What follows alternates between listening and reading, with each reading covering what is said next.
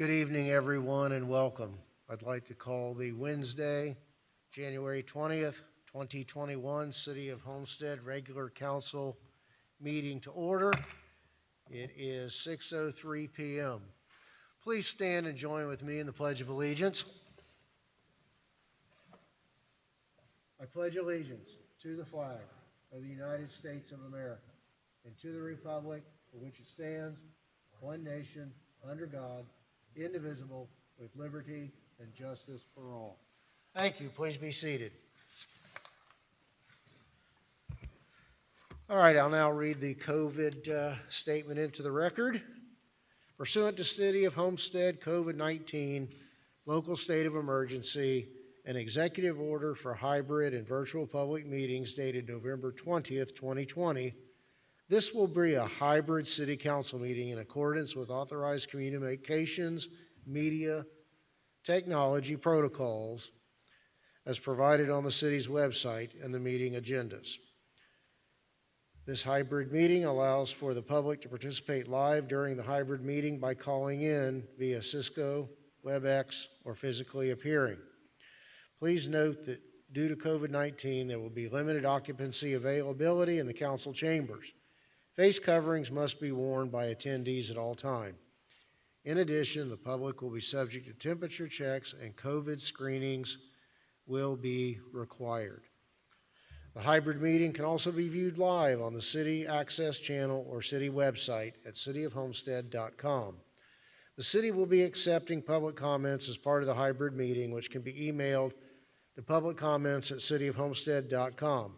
Public comments are limited to 300 words per comment. Public comments on specific agenda items must include your name, address, the item you'd like to comment on, and your comment, and can be submitted up until noon on Tuesday, January 19th, 2021, and reviewed by the City Council as part of the record. General public comments should also include your name, address, and your comment, and can be submitted up to 30 minutes after the end of the hybrid City Council meeting and will be included in the minutes. Further details and instructions concerning public participation in the hybrid meeting are referenced in the City of Homestead Virtual Meetings Quick Start Guide located on the city's website. Thank you. Roll call, Madam Clerk. Councilman Rawl. Councilwoman Avila. Councilman Fletcher. Councilwoman Bailey. Councilman Shelley. Present. Councilman Shelley. Vice Mayor Faircloth Staggers. Here. Mayor Losner. There are additions, deletions, or deferrals. Madam Manager, Addendum 1. Yes, there is one addition, Mr. Mayor, card number 3094 for the mural at 1088 West Mowry. Entertain a motion to add this item to the agenda. Moved by Councilwoman Bailey, second by Councilwoman Avila. Any further discussion? All in favor? Aye. Would this be most appropriate under your business, Councilwoman? Sure, we'll do it there if you don't mind. All right. Also, I had asked that agenda tab item 14, the resolution regarding the BRT, be placed on the agenda upon consultation with the manager and our attorneys and some unresolved questions that we have. In order to go forward, I would ask that council defer this item tonight. Do we have a motion to defer car number 3093, tab number 14? No motion. Moved by Councilman Shelley, second by Councilwoman Bailey. Any discussion? All right, all in favor? Aye.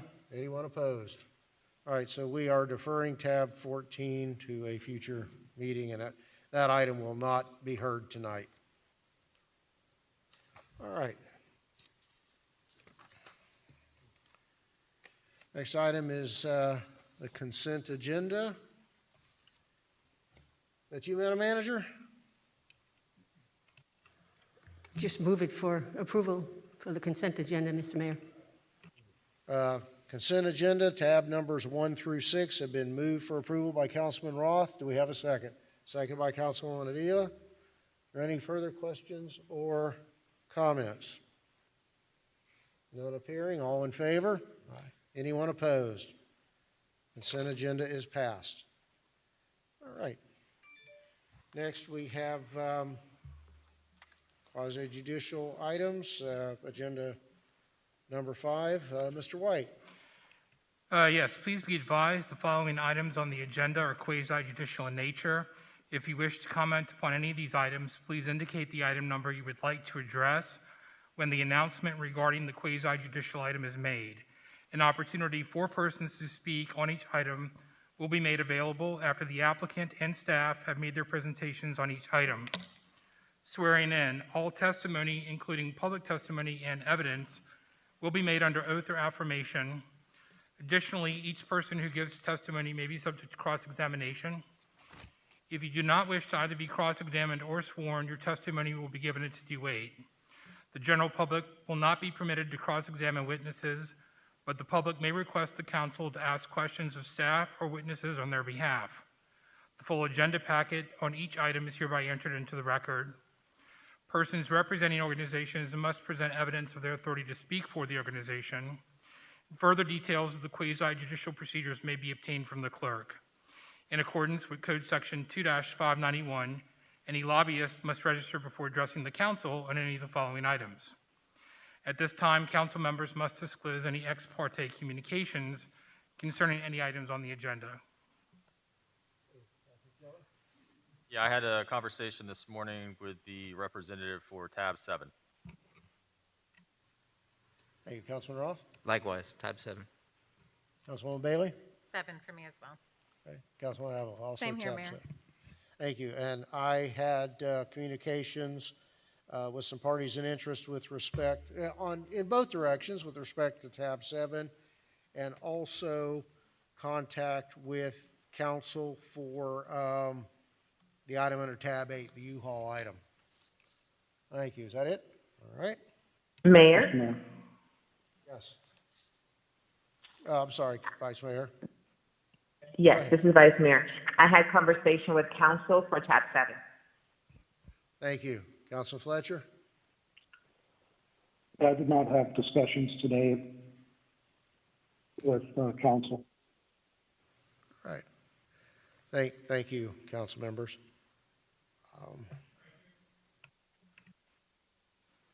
Hearing no further disclosures, at this time, I would ask anyone who's wishing to testify or speak this evening on the quasi-judicial items to please stand, raise your right hand to be sworn by the clerk. Do you hereby swear or affirm to tell the truth and nothing but the truth, so help me God? You may be seated. The first item for consideration this evening is tab 7. This is the first reading of an ordinance of the City of Homestead, Florida, amending the development order for the Villages of Homestead Development of Regional Impact, providing for severability, providing for conflicts, and providing for an effective date. This is public hearing 2019-47. Thank you. Mr. Cordino? Sir, thank you. The staff recommends that the mayor and council approve the request of the Village of the Homestead DRI development order and master plan, as the request is consistent with Chapter 380.0619 of the Florida statutes. The Planning and Zoning Board did recommend approval of the motion to deny the request in a 5-0 vote in the December 9th, 2020 meetings. Just as background of this, the applicant is Keysgate 3 Trust. They have requested an amendment to the DRI and the master plan. This process is formally known as a notice of a proposed change. They seek to redistribute the residential and mixed-use density and acreage within the DRI. The redistribution will decrease the overall number of dwelling units in one sector, Sector 14, which held the old Solera property, from 189 to 0, while transferring the same dwelling units to Sector 12. as necessitated by the settlement agreement with the Homestead Motor Speedway. This settlement agreement resulted in not allowing any residential development east of Kingman Drive. So the total number of units in Sector 12 is going to be increased by 189, and that's going to go from 1,004 to 1,193 without an increase in the maximum, and there is no increase in the maximum overall DRI dwelling unit count. So there's no significant impact. With that, I'll be here for any questions. Council have any preliminary questions or comments, or would we like to hear from the applicant's representative first? All right.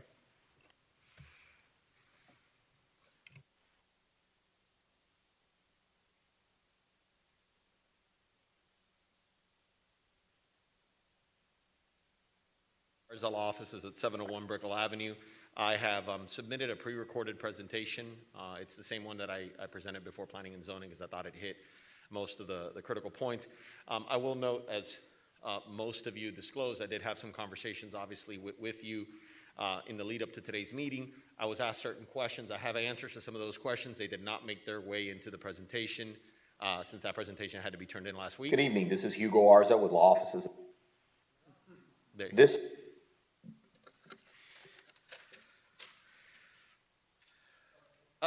Well, all I was going to conclude is, if it is your pleasure, Mr. Mayor, I'd like to, at the end of the pre-recorded presentation, take another 2 or 3 minutes to answer some of the questions that were asked of me this week, and then be happy to sort of answer any other questions you have. Absolutely. Thank you.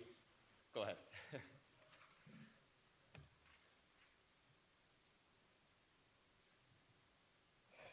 Good evening. This is Hugo Arza with law offices at 701 Brickell Avenue, representing Keysgate 3 Trust in an NOPC, Notice of Proposed Change to the Village of Homestead DRI. The requests before you this evening are the direct result of the settlement of a lawsuit between the Motor Speedway and the city that challenged the development of the Solara site, which is the site on the north part of the screen that this board is very familiar with on the east side of Kingman, challenged and did not ultimately allow for there to be any residential development on that site. As a result of the settlement, we are undertaking the changes here today to change the Solara site to a commercial site and to move the allocated density to another portion of the DRI without impacting the overall numbers of the DRI or increasing those numbers in any way. This slide reflects the 3 discrete changes that we are going through. Number 1, 189 dwelling units are being transferred from Sector 14 to Sector 12. Sector 14 is the Solara site. Sector 12, as you saw in the previous slide, is at the south side of the DRI near the golf course. The total number of dwelling units in Sector 12 will increase commensurate with that 189 unit transfer. However, the total number of dwelling units in the DRI will remain the same, 9,860 units. Request number 2 indicates that commercial use acreage shall be increased by 21.54 acres, reflecting a change of the Solara site from mixed use, which included commercial and residential, to solely commercial. So the commercial category, instead of the mixed use category, will now include the Solara site. We are also adding back in the potential future development of square footage to the commercial use category, now that the Solara site would be commercial. And finally, number 3, the mixed use category is decreased from 31.11 acres to 9.57 acres. Again, a direct reflection of the decrease of 21.54 acres, i.e. the Solara site, that will no longer be mixed use. Graphically, you can see here the effects of the redistribution. 189 dwelling units in Sector 12, an increase of 189 dwelling units in Sector 12, and a decrease of 189 units in Sector 14. And once again, as you can see here, these net out, and we do not increase the overall cap of 9,680 or seek any changes to that cap. The final bullet point, again, showing that the commercial use acreage has been increased, and then the commensurate decrease of mixed use by the same amount of acreage, the Solara site. Here you can see some of the graphics of what this will look like on the map moving forward. On the left side, you see that the Solara site has the red and white fitting for the seasons. It looks like a candy cane. That will now shift on the right side to solid red, which is commercial. And similarly in Sector 12 at the bottom, you'll see an increase there. There won't be a change in color. You'll just have an increase in the numbers. So from 1,004 dwelling units, as you can see at the bottom, to 1,193 dwelling units, the increase of 189 units. Here we have just an aerial, as we did in the first slide, just for you again to understand and see. And again, the DRI, to remind everyone, the DRI, which has been in place for nearly 40 years or so, has not had a change in the overall cap in close to 25, 27 years at this point, and we're not doing so today. What we're merely doing is reflecting the settlement that, as you may know, or some of you may know, was contested over quite some time at great cost both to the city and to the owner of the Solara site, but that ultimately resulted in a prohibition on any residential development east of Kingman, 152nd Avenue. As a result of that, the units that have been added to Solara back in 2012 need to be moved out, and this gives you a sense of where they can be moved to. Sector 12 is the largest sector left with developable land, and what makes sense is to move the units there. I will obviously point out that in the future, after this change is made, and we can think of this change as a macro land use type change, in the future, of course, this Planning and Zoning Board and ultimately the council will see whatever development plans come before you. What we're doing here today is merely effectuating and carrying out the settlement agreement obligation of no longer having the Solara site have any residential units or be available for mixed use, and changing the maps to reflect that. Once again, this is the currently approved DRI master plan. You can see Solara with the candy cane color. And if we go to the next slide, on this slide, you can see that now the Solara site has a solid red color and is 21.54 acres of solid commercial development. Similarly, if you squint, you can probably see that the golf course area, Sector 12, now has 1,193 dwelling units, reflecting the increase of 189. Just running through here, and again, the first three bullet points are the ones that we're changing: commercial land acreage increasing, which reflects the decrease from the second bullet point of mixed use, and then the transfer of the dwelling units. And just pointing out for the Planning and Zoning Board that everything else remains the same at this time. Every one of the other categories and metrics in the DRI remain the same. And I'd like to take this opportunity, I'm remiss that I didn't do it sooner, to thank staff for its recommendation of approval. Obviously, staff was an integral part of the initial changes to the Solara site years ago, and then subsequently the challenges that were done to the approvals in Solara site that caused these changes to take place. And so we had to work closely with them to make sure that we effectuated that settlement by means of this application. And again, as always, I want to thank them for their support and working with us, and we do have their recommendation of approval. Obviously, the DRI benefits, it's where the city has seen a great increase, not just in development, but in tax-based revenues. As you continue to see with some of the new projects that are coming in, again, not just residential, this board has seen and approved recently some large-scale commercial projects near the Speedway. The DRI is obviously an economic engine for the city, and this change will allow us in the future to come in with plans to carry out more of the same. We thank you for your time this evening. I'm happy to answer any questions, and certainly to reserve time were there to be any need for rebuttal. But again, happy holidays to all of you, and I'm happy to answer any questions. Thank you. Thank you. Go ahead, Mr. Orza. Mayor, wanted to just touch on a couple of items that came up, and so I left the presentation intact so that you could hear, and I thought it dovetailed nicely with staff's presentation, and I did it on record or on the video, and I'll do it again. I want to thank them for working with us, and we do enjoy a recommendation of approval today from your staff on this project. As I spoke with some of you, I was asked certain questions, and I think they fell generally into one or two areas, which was while recognizing and acknowledging that where the units are today creates a legal problem both for the current owner of the property who cannot develop it there because of the settlement, and frankly also for the city, since the city was, defendant to that action, and I think the city knows well that site cannot have a residential development.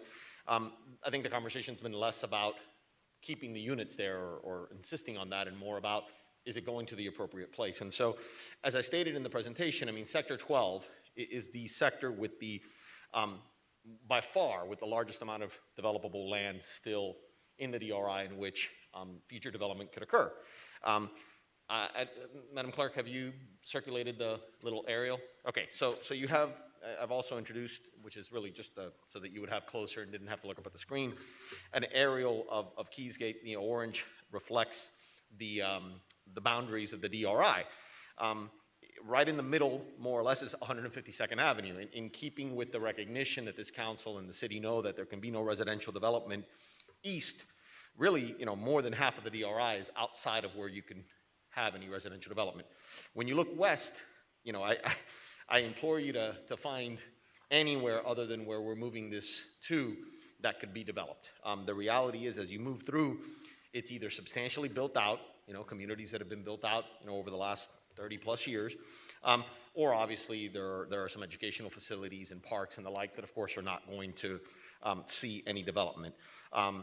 As a result of that, that's the principal reason why we are moving the units into Sector 12. The units were moved from 5 different sectors back in 2012 as a series of a number of movements that were made. I was asked this question, basically by a couple of you in different fashions over the last 24 hours.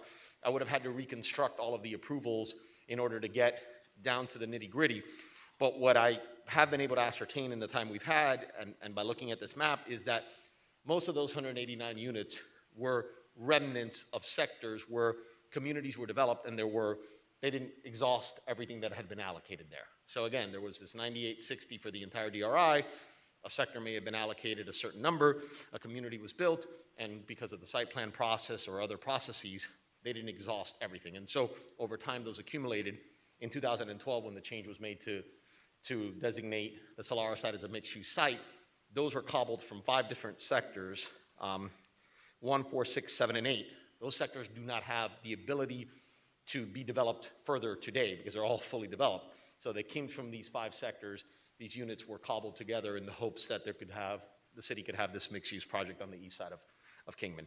Obviously, that didn't come to fruition, but as we fast forward 9 years, that change to the Solara site was made in 2012. As we fast forward 9 years, time goes by, you'll see that the only logical place with substantial amount of land to develop in Keysgate and to allow the owner of these rights, and these vested rights that they have to these units to be able to develop it is in Sector 12.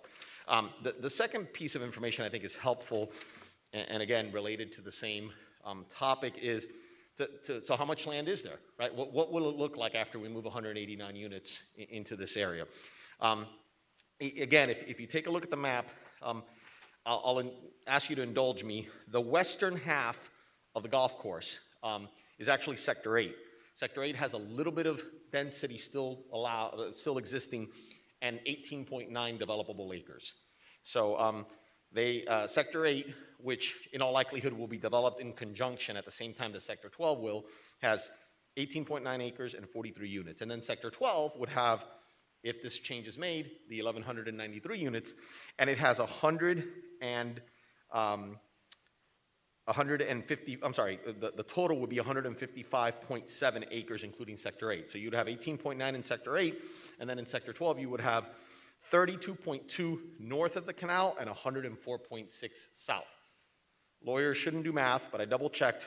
The 18.9 in Sector 8, the 104.6 south of the canal, and the 32.2 north of the canal give you 155.7 acres. The total of units, the 1,193 from Sector 12, and then those 43 that are left over in Sector 8, if this becomes one development, gives you 1,236.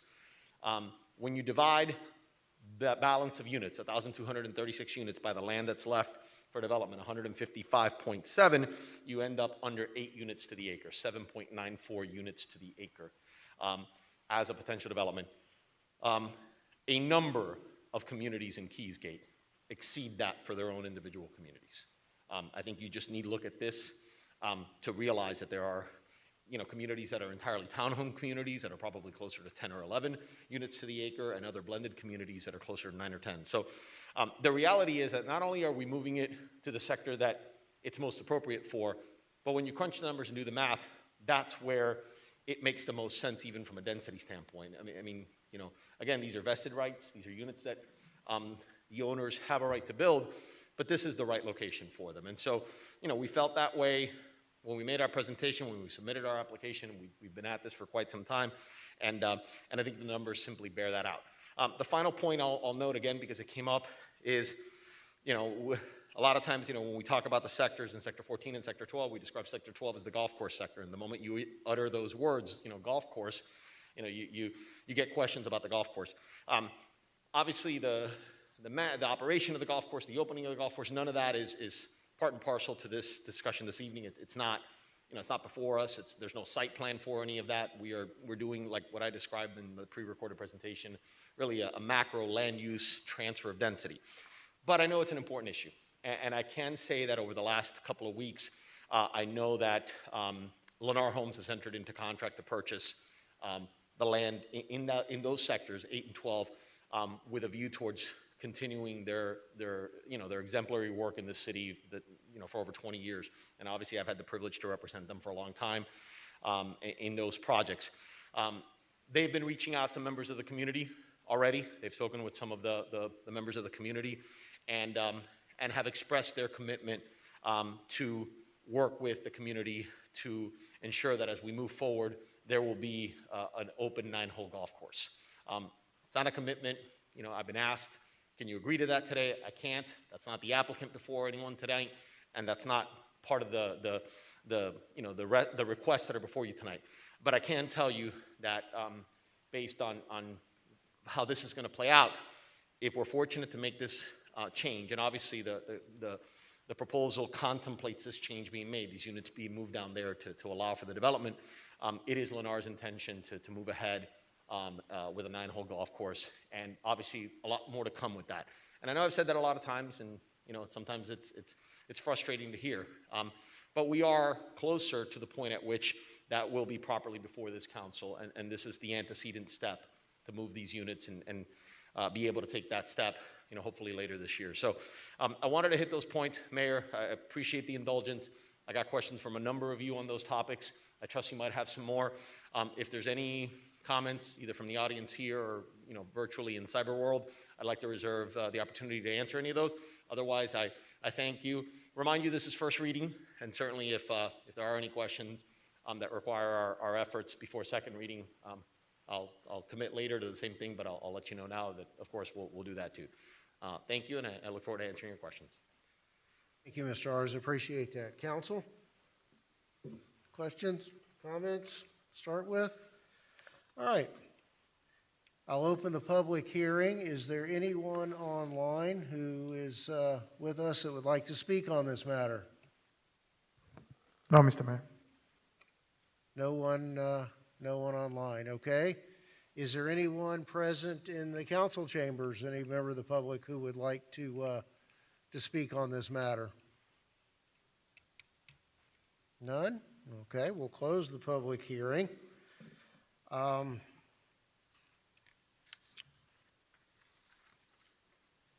Let's start a couple of questions. Yes, of course, Mayor. That I have. And, you've been very generous with your time and talked about densities and acreage and so forth. And I think we're finally at the point that has been the subject of a lot of conversation for a lot of years. As we're seeing the ultimate build out before us with this final project in front of us at the unit cap. Correct. And I think the theory among a lot of council members, past and present, has always been that the holder of those rights has vested rights to build the number of units. So having said that, and if that's accurate, why is it necessary now that we are down to the end and through your presentation here tonight, you've indicated that there is nowhere else to place these units. So if the absolute right for all of those remaining units exists, why is this request even necessary? And let me go where I'm really going with this, is that if we are at the end and there is the absolute right to build those units, and we all acknowledge that the right to build those units does not exist east of Kingman Road, why wouldn't this be better suited to come before us with a global presentation of specific siting, projects, density, etc.? It would certainly give me a better comfort level rather than just say, I'm adding 189 to this acreage, go do your thing. It's a great question. So one answer that jumps to mind, if you notice that the public hearing number that you have is this application was filed in 2019. You know, when we filed it in anticipation that it would move more quickly, and obviously, principally, COVID got in the way for some of the, you know, the discussions, we were fresh on the heels of the settlement. The settlement between the landowner east of Kingman and the track places the burden on the landowner to effectuate this change. It is the opinion of the landowner and the holder of these rights that in order to ensure that the counterparty, the track, is satisfied that we are holding up our end of the bargain pursuant to a legal settlement agreement after litigation, and Mayor, as an attorney, I'm sure you can appreciate that we didn't have the luxury to wait. So we filed this 16, 18 months ago, and I don't remember exactly when in 2019, but I think it was in the fall of 2019, and here we are in early 2021. Obviously now we are somewhat closer to perhaps being able to provide what you are talking about, but the first fact is still the same, and it's still true. I mean, pursuant to the settlement agreement, the owner of these rights and the owner of the Solara site believe that the 189 units cannot remain there. And so, again, if the only logical place is to move them here, yes, it becomes a two-part process. Hard to argue otherwise, but that next bold presentation, I think you called it, and that whole site plan and everything else, while closer now, is candidly still far enough away that we wouldn't feel comfortable not carrying out our obligation and responsibility under the settlement agreement and continuing to delay that until the site plan component of it caught up. When we filed it, from when we filed it to when you'll likely see a site plan, it'll probably be 2 years. Certainly back then, we never would have said, yeah, let's wait 2 years to carry out a requirement under a settlement agreement. So I think part of it is a legal answer, and part of it is there really is nowhere else to go.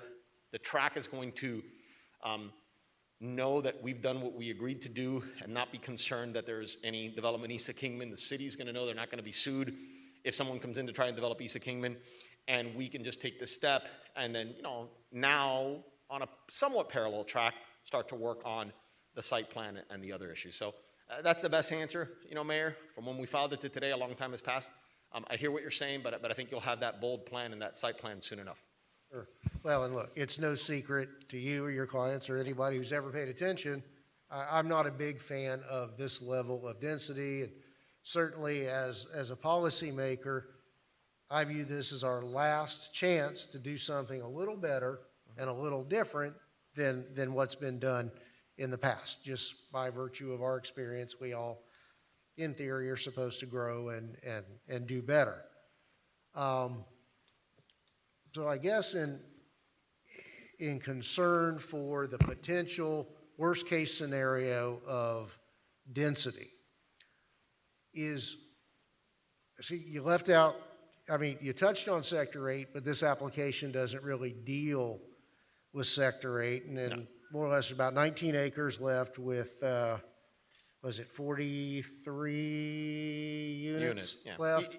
Which is about 2.25 units per acre, which is far less, I think, than most anything else. Right. Is there not any room in Sector 8 in which to locate some of the 189 to spread the density out a little bit more?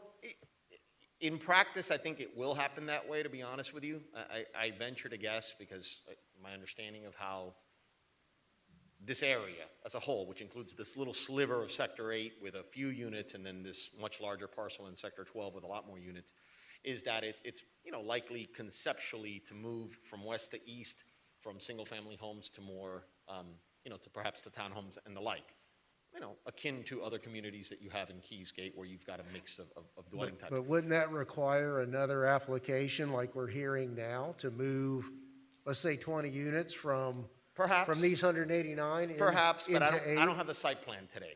And when we filed this, we certainly didn't have the site plan. And so if in fact, you bring up a good point. If when we go to submit this, it turns out that to properly develop some single-family homes on Sector 8, which is on the west side, we need to move at that point of the 1193, 20 units as an NOPC. We'll do it. We'll clean it up. There have been, 3 dozen NOPCs over the years for a reason.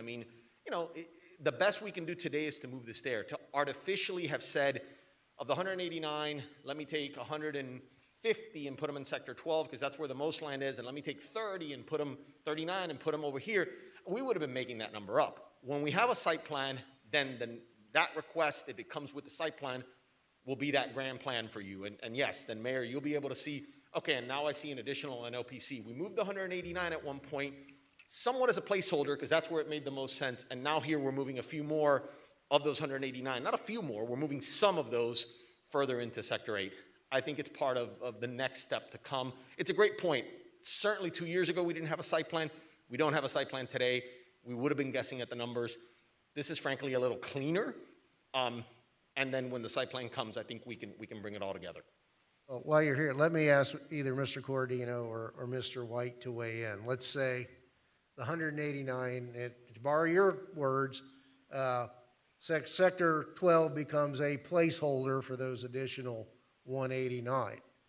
If a development plan comes forward, placing that 189 within Sector 12 entirely, then based on prior representations and different interpretations of the DRI, in this case, because it's part of the DRI, is it accurate to say that we would really have very little discretion in terms of product and density because the award of the 189 placeholder into 12 vests absolutely the right to develop those 189 in this sector at whatever density it turns out to be? I'll start and I'll let James finish, but no, I think that what we do in the DRI process is purely move pieces around the board, right? So we're capped on maximum number of units or square footage or whatever, and here we're simply transferring from sector to sector. I think when they come in to do a site plan, that's where we have the most discretion on what the site plan looks like. That's where we have the most discretion on density. That's where we have the most discretion on size of the unit, lot size, all of those zoning things. Right here, we're not dealing with zoning. We're just dealing with number of units. We're not even, we're kind of dealing with land use, but on a very superficial level. As we get into the zoning portion of the project, and remember, there are lots of different zoning codes in the DRI that have been put in place through their master plans. We'll measure the site plan against those zoning codes and make a determination whether it fits. And James, if you want to follow up. Yeah, I'll just add to what Mr. Cordino stated. I take a little bit of a different approach with respect to the overall density that's permitted in the DRI. I mean, that number has changed throughout the years and has certainly gone down some. So that's what we call, vested, that's in the bank account that you can pull down from. And then that, of course, is spread or allocated throughout various sectors in the DRI. But just because there is a set amount of density that's allocated to a particular sector doesn't mean that you automatically have the right to develop that. You have to apply that to the regulations that are at hand, taking into consideration setbacks, taking into consideration open space, lot coverage, all those things that would go into a new subdivision, if you will. And so in some cases, you may have the ability to realize those units on the ground and build them. In some cases, you may not. They may not fit, and so they might be left over. And so with respect to this, you know, the more you shuffle around density, and certainly, you know, a vested rights determination is a case-by-case specific, you know, evaluation. And, you know, I would assert that, you know, the closer that you start moving things to where they're going to be built, in this instance, moving the 189 to this, you know, you have a contract purchaser who's relying upon an approval from the city with respect to that density. So those are all factors that probably would not be good for the city in the context of a vested right. Now, whether or not you'll be, you know, whether or not the existing units that are already on the property or signed to that sector, what that looks like and whether they can be built, I don't know. And whether you would be exasperating the situation if you added further density on top of something that might be already too dense, maybe, maybe not. So, you know, certainly the more steps you take, the closer to the property by changing this, then the closer you're getting to establishing a pattern or a vested rights, because actions that you're taking, the developer is going to rely upon in furtherance of their development plans. Thank you, Mr. White and Mr. Coordino. Mayor, if I may, I mean, I would just point out, I mean, I agree wholeheartedly with both Mr. White and Mr. Coordino. You know, I will point out, as I stated earlier, the 189 units are moved back 9 years ago from 5 different sectors where the sectors had been allocated and had not been able to develop to the full amount. Any of you, Councilwoman Bailey, Councilman Roth, Councilman Shelley, and Vice Mayor Fairclough-Staggers lived through an approval in Keysgate 2 years ago, where you know, this body was very diligent in asking for different considerations in the site plan that resulted in some reductions and some other compromises from that particular development. There will still be a great deal of discretion that the city will enjoy in the future. We've lived through it. Clearly, these other 5 sectors lived through it over the last 25 years. We can't just put them there, plop them there, say approve us or else. That's not the way the process works. And there are answers, but I just wanted to point out we can point to concrete examples where that's occurred in addition to more conceptual answers like the ones you got from them. Thank you, appreciate it. Before we go back to council, I understand there's someone who may have had their hand raised online. We can go back and reopen the public hearing and hear from the person online. Do you see them there? Yes. Yes, I do. Larry.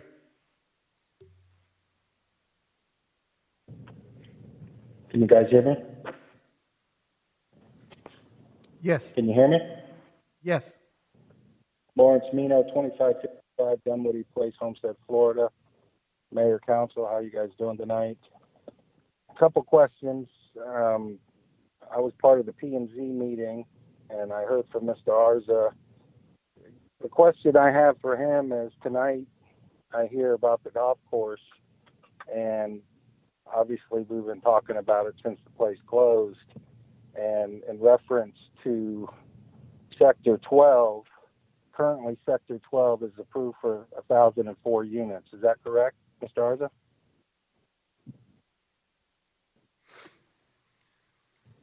The answer was yes. Yes. Okay. So currently that's over 10 per acre in Sector 12. And if we add 189, it puts us over 12. Now I understand they're going to move density around. There's about 200 acres that they're looking to develop. They have about 1,300 left in the DRI to build. And I'm not against the building aspect of it. So, I mean, I want to be clear about that, but it's the quality of product. And there's also pending litigation, and I'm not sure if mayor and council are aware of the pending litigation. And it looks like the applicant is trying to do the right thing here and is talking about a clubhouse and a golf course So I guess my point from a homeowner standpoint is that if that's the case, I would think we would want to wait until we have everything in writing that says they're going to build the clubhouse, they're going to build the golf course with a start and an execution date before we just sign over and give them carte blanche to move everything around. Did I lose you? Is that it, Mr. Mina? Mr. Arza? Any My response? question to Mr. Arza is, wouldn't it make sense to have an agreement in place already to facilitate the golf course and the clubhouse before this is approved? Because once that happens, then there's no leverage. And you guys are going to be able to do what you want, and there's nothing to protect the residents. Thank you for your time. Thank you. Yeah, I'll be happy to answer a couple things. I mean, one, let me just correct. I think, again, dangerous to do math when you're an attorney, but I think that even if you consider the 1,004, he asked me about the existing. If you do 1,004 units divided by the 136.8 acres in Sector 12, you actually get 7.3, not close to 10. Well, that's a 27% overstatement on the density. So I do want to clarify that for the record. As far as the commitment or the contract, the reality is that, two things. First of all, I do remember the gentleman speaking at Planning and Zoning. Lennar was not under contract at the time that we went to Planning and Zoning. This has happened now in the new year. So I could not even sort of, legitimately contemplate the potential for that kind of resolution to the golf course issue. I couldn't have stated, I know representatives from Lennar are reaching out to the community, because that would have, it wasn't true at the time. It is true today.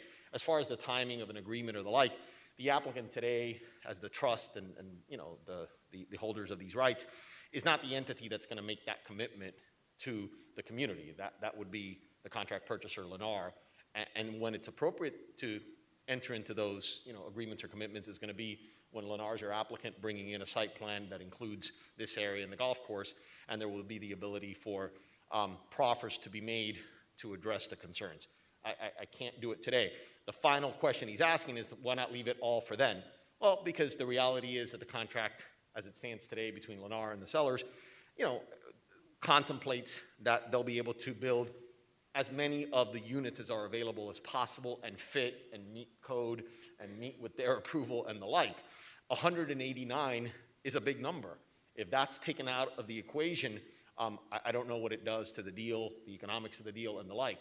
So the units get moved in, hopefully soon, by this summer, this council's got a site plan and teeth to the commitment of the golf course from a corporate citizen that's been in your city for 25 years, if not longer, and we can do it. And that will be the right time. Unfortunately, the right time isn't now to answer his question. It's when that occurs. So.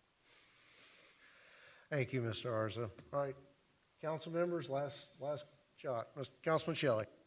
Thank you, Mayor. Just, I guess a couple quick questions. So you gave us the number of the 155.7 total acres. That includes the existing open space or golf course acreage that's in Sector 12, or that's separate? Not apart? including the golf course acreage. That's the developable land. The roughly speaking 9 holes that are in Sector 12 are another 60 or so acres. Those are golf course acres. Okay, so you've left those alone. I've left those alone. All right, and then you still have the 75 acres in Sector 8, though, right? Also, that's currently designated open space or golf course. Right. And with the commitment that there would be a 9-hole golf course, and my belief and sense that that golf course would be on the west side, I think those 75 acres are going to be the golf course on the west. And on the east, look, there are obligations to still maintain certain open space in the DRI and other things. And so as the site plan process moves forward, we'll be able to determine if any portion of that can be changed. But the numbers I gave you are of developable land. That's the numbers that were provided to me by the surveyors of land that you can develop, and the numbers I'm giving you. It could be that the numbers get better because, in fact, some portion of the golf course is utilized, some portion is left open, or none of it is utilized, it's left open, and then you've got a different number down the road. But the numbers now do not include the golf course in Sector 12. Okay, because that was my question. And so ultimately, I guess as this process moves forward, I mean, they will, if the developer, the landowners decided they wanted to convert any of that open space golf course into something other than open space or golf course, that would require the same process. You would have to come back. That's an NOP, I was gonna say, that's another NOPC number, whatever number it would be in the history of the DRI, because the golf course is designated as golf course land in the map that I showed in my presentation. It would have to be changed only as part of an NOPC. So yes, I mean, and again, it could be that once we have the site plan and we want to make some of those changes, but then at that point, to the mayor's point, then you would have the project in front of you and perhaps that change. We did not want to, and the slide that I showed that talked that only the mixed use, the commercial, and the number of dwelling units changed, and everything else remained the same, is because we purposefully, again, so as to not be guessing, we did not want to be reducing or touching the amount of open space or institutional space or golf course space. Leave that all, move the unit. The next step with a site plan, we will tweak and tinker, as frankly, most approvals in the DRI have. Most approvals in the DRI, certainly the ones I've worked on, have always come with a concurrent NOPC to fine-tune whatever the development needs. This change we're asking for is a bigger change effectuated by the need of the settlement, and we feel can stand alone, just to address the settlement and move it to the logical place. The next possible NOPC will address the tweaks around the margins if we need them. Right. Well, the reason I asked the question is it relates to, I think, the person from the audience, Mr. Mino's question. I mean, so for me, leverage-wise, we still have some leverage because ultimately we've preserved 150 acres of open space golf course land that is part of whatever project negotiations, compromises we all ultimately come up with as this project develops moving forward. You know, you guys will have to come, or your clients will have to come before us to make any changes to remove any of that open space or any of that golf course land such that it could be developed with something other than the open space. So I do feel that at least we have some leverage, some control over making sure that we're able to get whatever product the community is looking for. I'm with the mayor. I'm not a big fan of the density. I'm not a big fan of, ultimately don't know that I'll actually vote for the end product, depending on what it looks like, based on some of the other product that's come through, just because of density issues. Although I have been an advocate from, I think, day one to get that density off of the Solaris side. I've never been a big fan of having density within the Parker Commerce. So it's kind of I'm torn in that I don't really want to move it maybe to where it's at without some additional assurances, but I also want to get it off of that Parker Commerce side because I've never thought that was a good location for residential properties.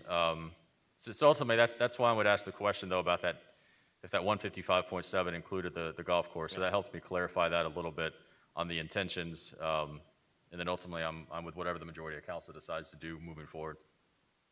Thank you, Councilman. Thank you. Thank you, Councilman Shelley. Mr. Fletcher, this is Mayor, in your backyard. Are you ready to weigh in? I believe Vice Mayor asked first, so I'll yield to her. Thank you. Thank you, Councilman Fletcher. May I? Sure, go ahead. Okay, thank you. And thank you, Mr. Arza, for your presentation. As I communicated with you today, my position, I'll just restate it here.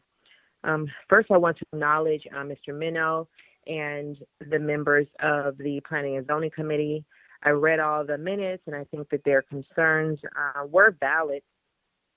However, I agree with Councilman Shelley in that we still do have some leverage here, and in Councilman Shelley's words, there's another bite at the apple, because this point here is just a redistribution of the parcels, but this will have to come back before us for further approvals. And I wanted to be very clear, Mr. Arza, that I mentioned to you that the golf course is very, very important for me. I have been a proponent of the golf course since it closed, and I am always willing to meet in the middle, and I'm willing to meet in the middle here if we move forward. That golf course has to be a condition. If not, it's a complete deal breaker for me. I would not be supportive of this, so it's very important that you relay or convey to your client that the golf course, maintaining and preserving that green space and opening and operating that golf course with a very specific and tight timeline is very, very important for me. And I am encouraged that they have placed that on the table. So this is just the first step tonight. There will be site plan and approvals moving forward, and then we can have conversations regarding that to ensure that the product that ultimately comes, if it comes, is something that all of us feel comfortable with. I don't think any of us are a fan of the density, but at this point, I am willing to support and move this forward because this is just step one. We still have leverage, so I'm comfortable supporting this item tonight. Thank you, Mayor. Thank you, Vice Mayor. Mr. Fletcher, are you ready? Mr. Mayor. Yes, sir, I am. Thank you.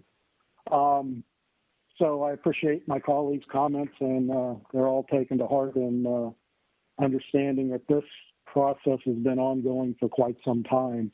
And let's go back to some of the earlier meetings that we had as a board in regards to, possibly looking at building requirements and things of that nature. I think this is again is our last attempt to help drive what our community standards look like here over the next year or so. So I would offer that us as a council, we meet again in regards to possibly looking at building aesthetics and things of that nature for whatever the products are going to be built in the future. I know we've heard a lot of numbers of acreage tonight and different units, 1,193. So let's kind of put that in context a little bit. I am kind of good at math and I enjoy it. So 1,193 units with an average of 2.65 people per household is just over 3,000 new residents to the city of Homestead. You add that again times two for the average number of vehicles per household, and you're looking at approximately 7.2 miles of vehicles if they were in bumper-to-bumper traffic. We've had discussions in the past about, our infrastructure, things of that nature, police personnel, garbage services. We all need to be taking a good look at that as we continue to move forward with these type of projects to ensure that the city is able to maintain their current capabilities. And, we really want to make sure we're providing better services than we are now in the future. So let's just keep that in mind that, all these numbers make a difference somewhere down the line, understanding they increase the tax base, and help our city continue to move forward. But there's impacts to the city as well, and we need to make sure that we're taking a look at that. I myself am not a fan of the density. I did have a discussion today with the individual who are the counsel for Lennar, who will be who's in current contract with the current Keysgate Trust folks, and he's been pretty responsive in the past to a lot of our concerns and questions. So I'm going to kind of keep an open mind, and for lack of a better term, use the word hope that we can drive the standards that we want for our community. Ultimately, the majority of the folks that live on the golf course area are in favor of supporting this current application. So for first reading standards, I will be supporting this tonight with the ability to review this again over the next month or so and ask additional questions of council and the applicant. Thank you, Mr. Mayor, for your time. Thank you, Councilman Fletcher. Mr. Roth, Councilman Roth, anything?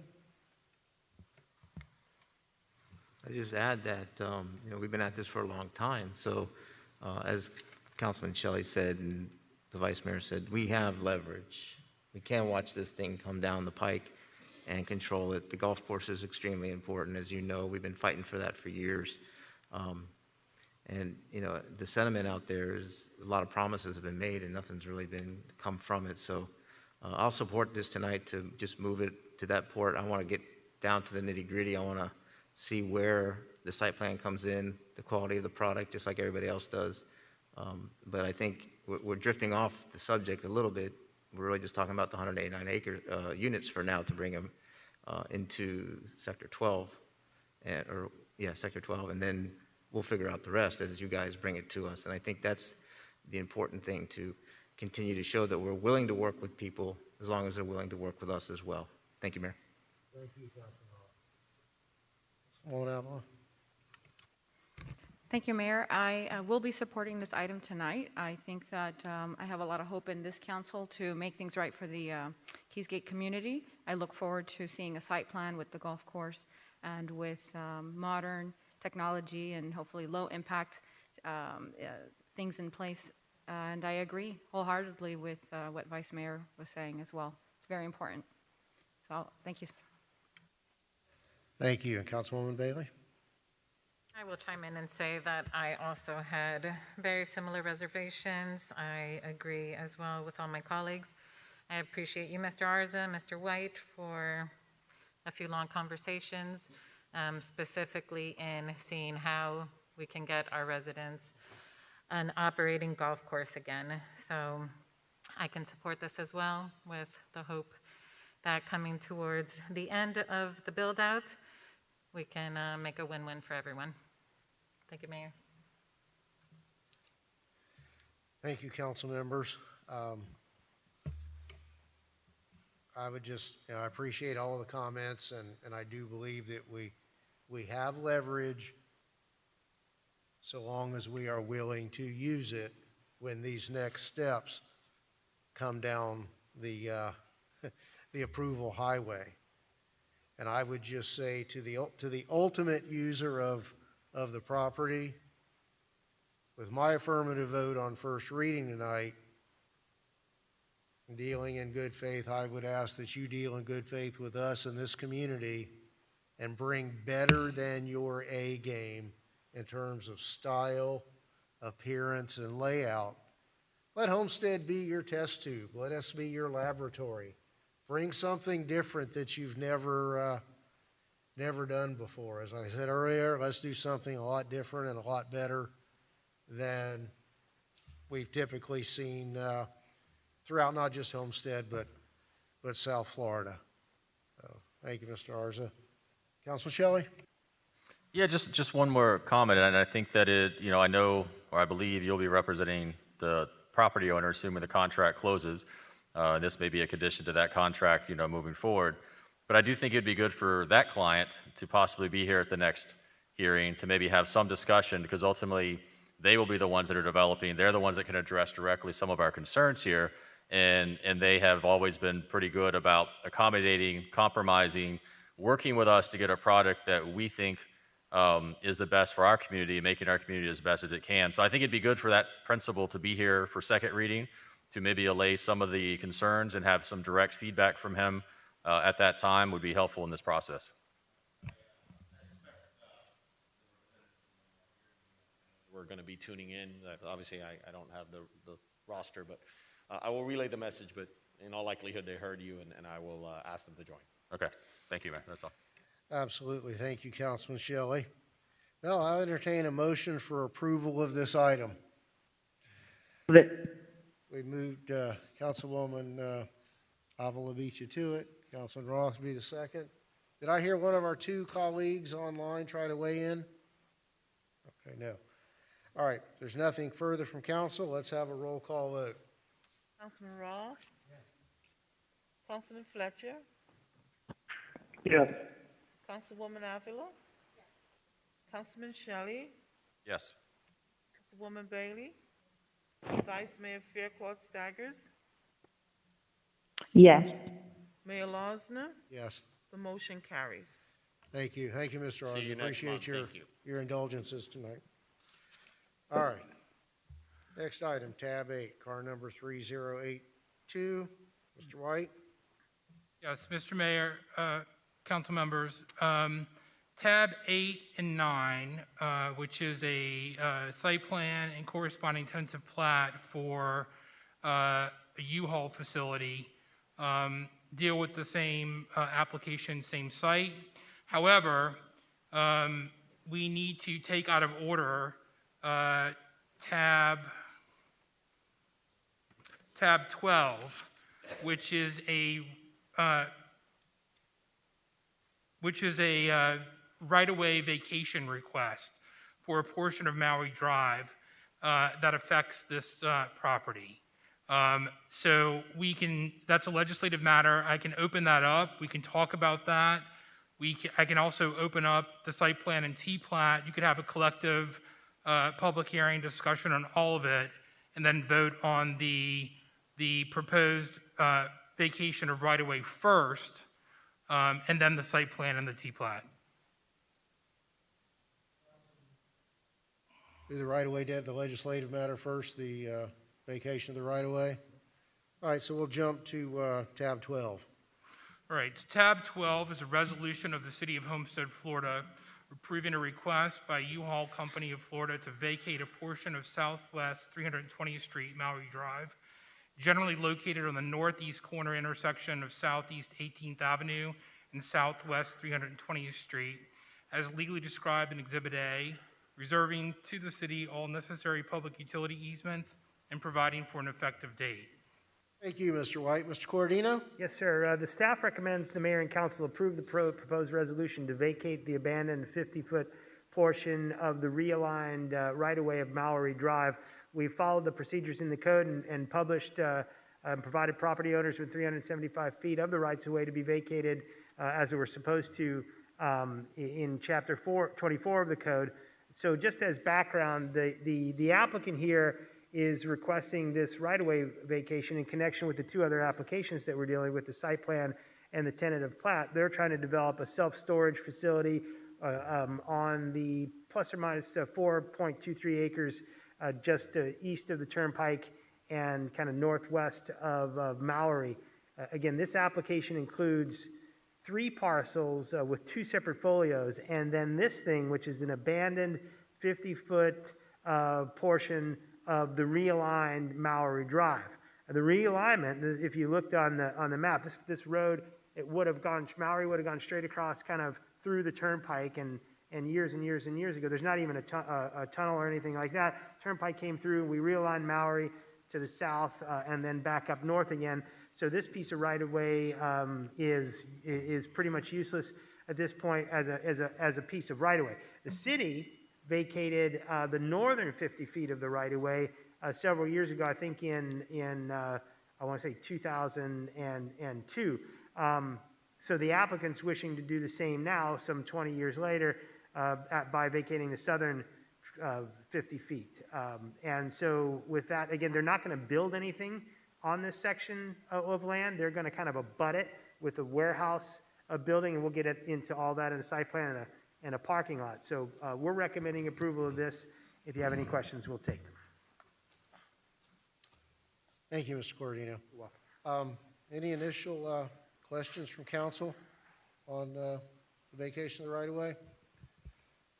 Let me ask, I guess, our council or Mr. Cordino, is this tied to the development of the project that's requested in the other 2 quasi-judicial items?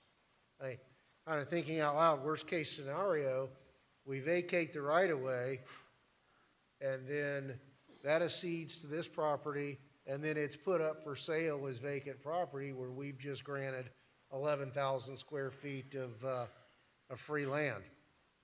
Is there anything that ties these 2 together, or can we do that? Well, I mean, from the development, I believe, I guess, if they vacate the right-of-way and they decide not to go through with this, the right-of-way remains vacated because it's approved. But from a development perspective, they aren't going to build. I don't know if that's the question. They're not going to build on this right-of-way, but I think that your question is, if we do this and they sell, does this right-of-way remain vacated? I believe it does.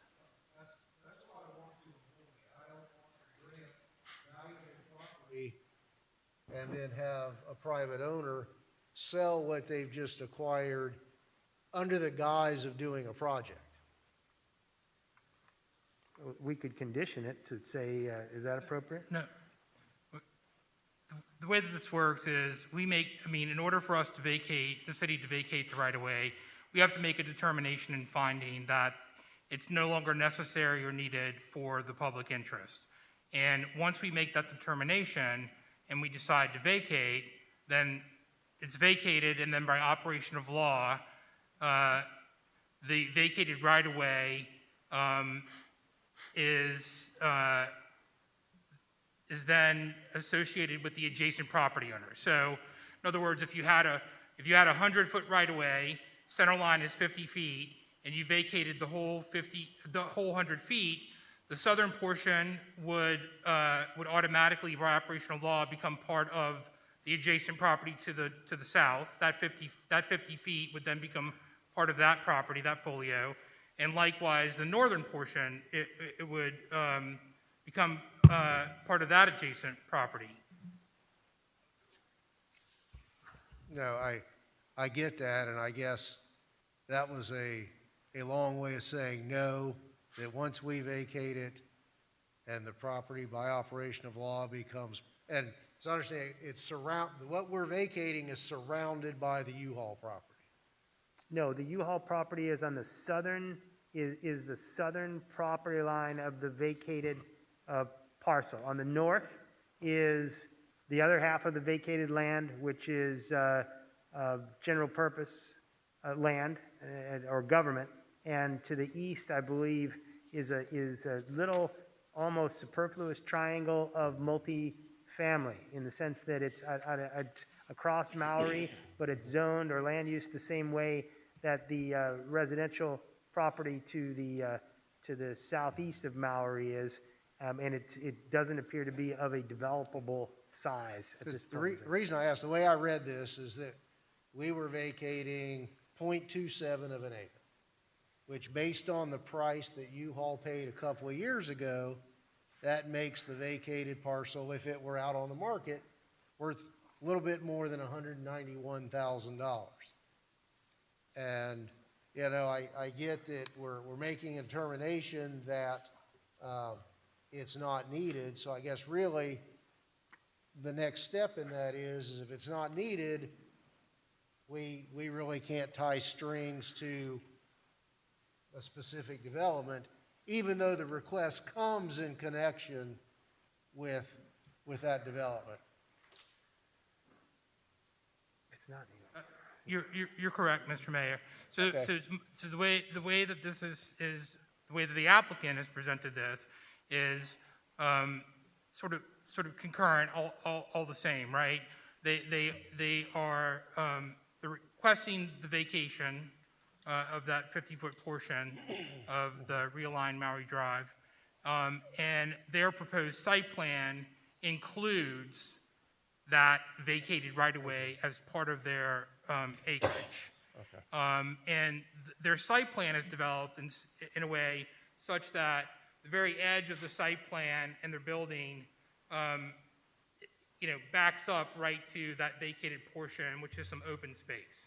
So if you were to make a determination or a finding that, you don't want to vacate the property, then the applicant would need to revise their site plan to shift things such that, it would shift their project or shift things around so that it would take into consideration the area that's not vacated.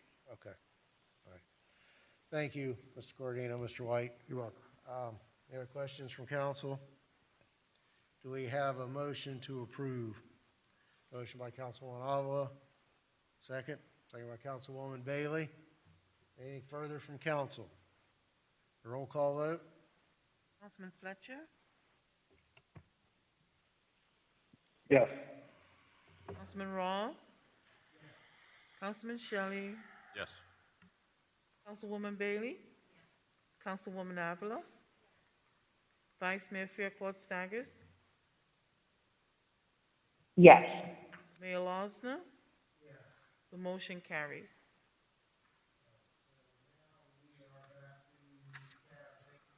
Yes, Mayor. Would you like me to introduce both of those? You have a collective discussion on those and just take a separate vote.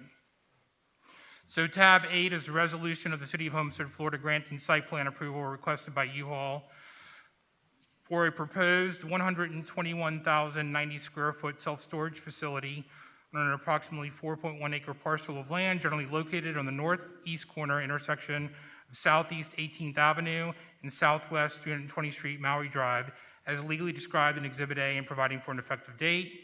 Tab 9 is corresponding resolution of the City of Homestead, Florida, granting a tentative plat approval requested by U-Haul for the development of an approximately 121,090 square foot self-storage facility located on approximately 4.1 acre parcel of land at the northeast corner intersection of Southeast 18th Avenue and Southwest 320th Street as legally described in Exhibit A and providing for an effective date.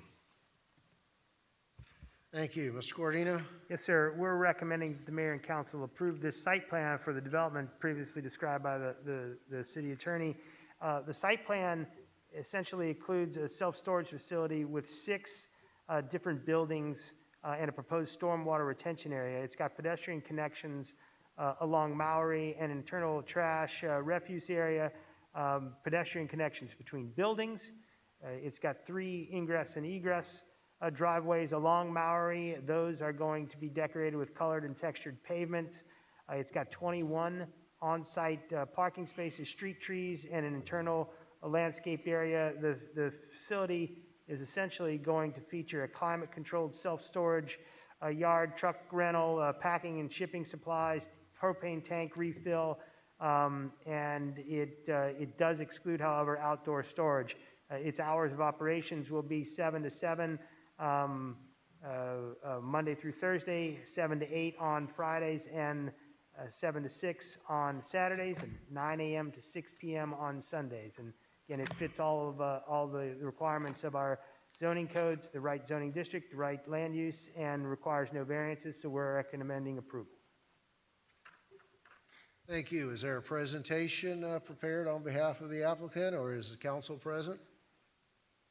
There is a presentation that's pre-recorded, Mr. Mayor.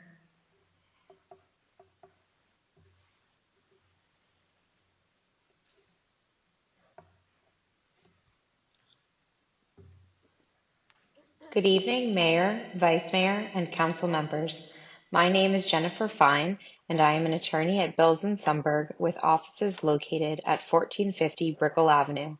I am joined by my colleague, Javier Avignon, and we are here tonight on behalf of the applicant, U-Haul, COA Florida, along with members of the project team who are available to answer any questions. Before I begin the presentation, I would like to reserve time for rebuttal as needed.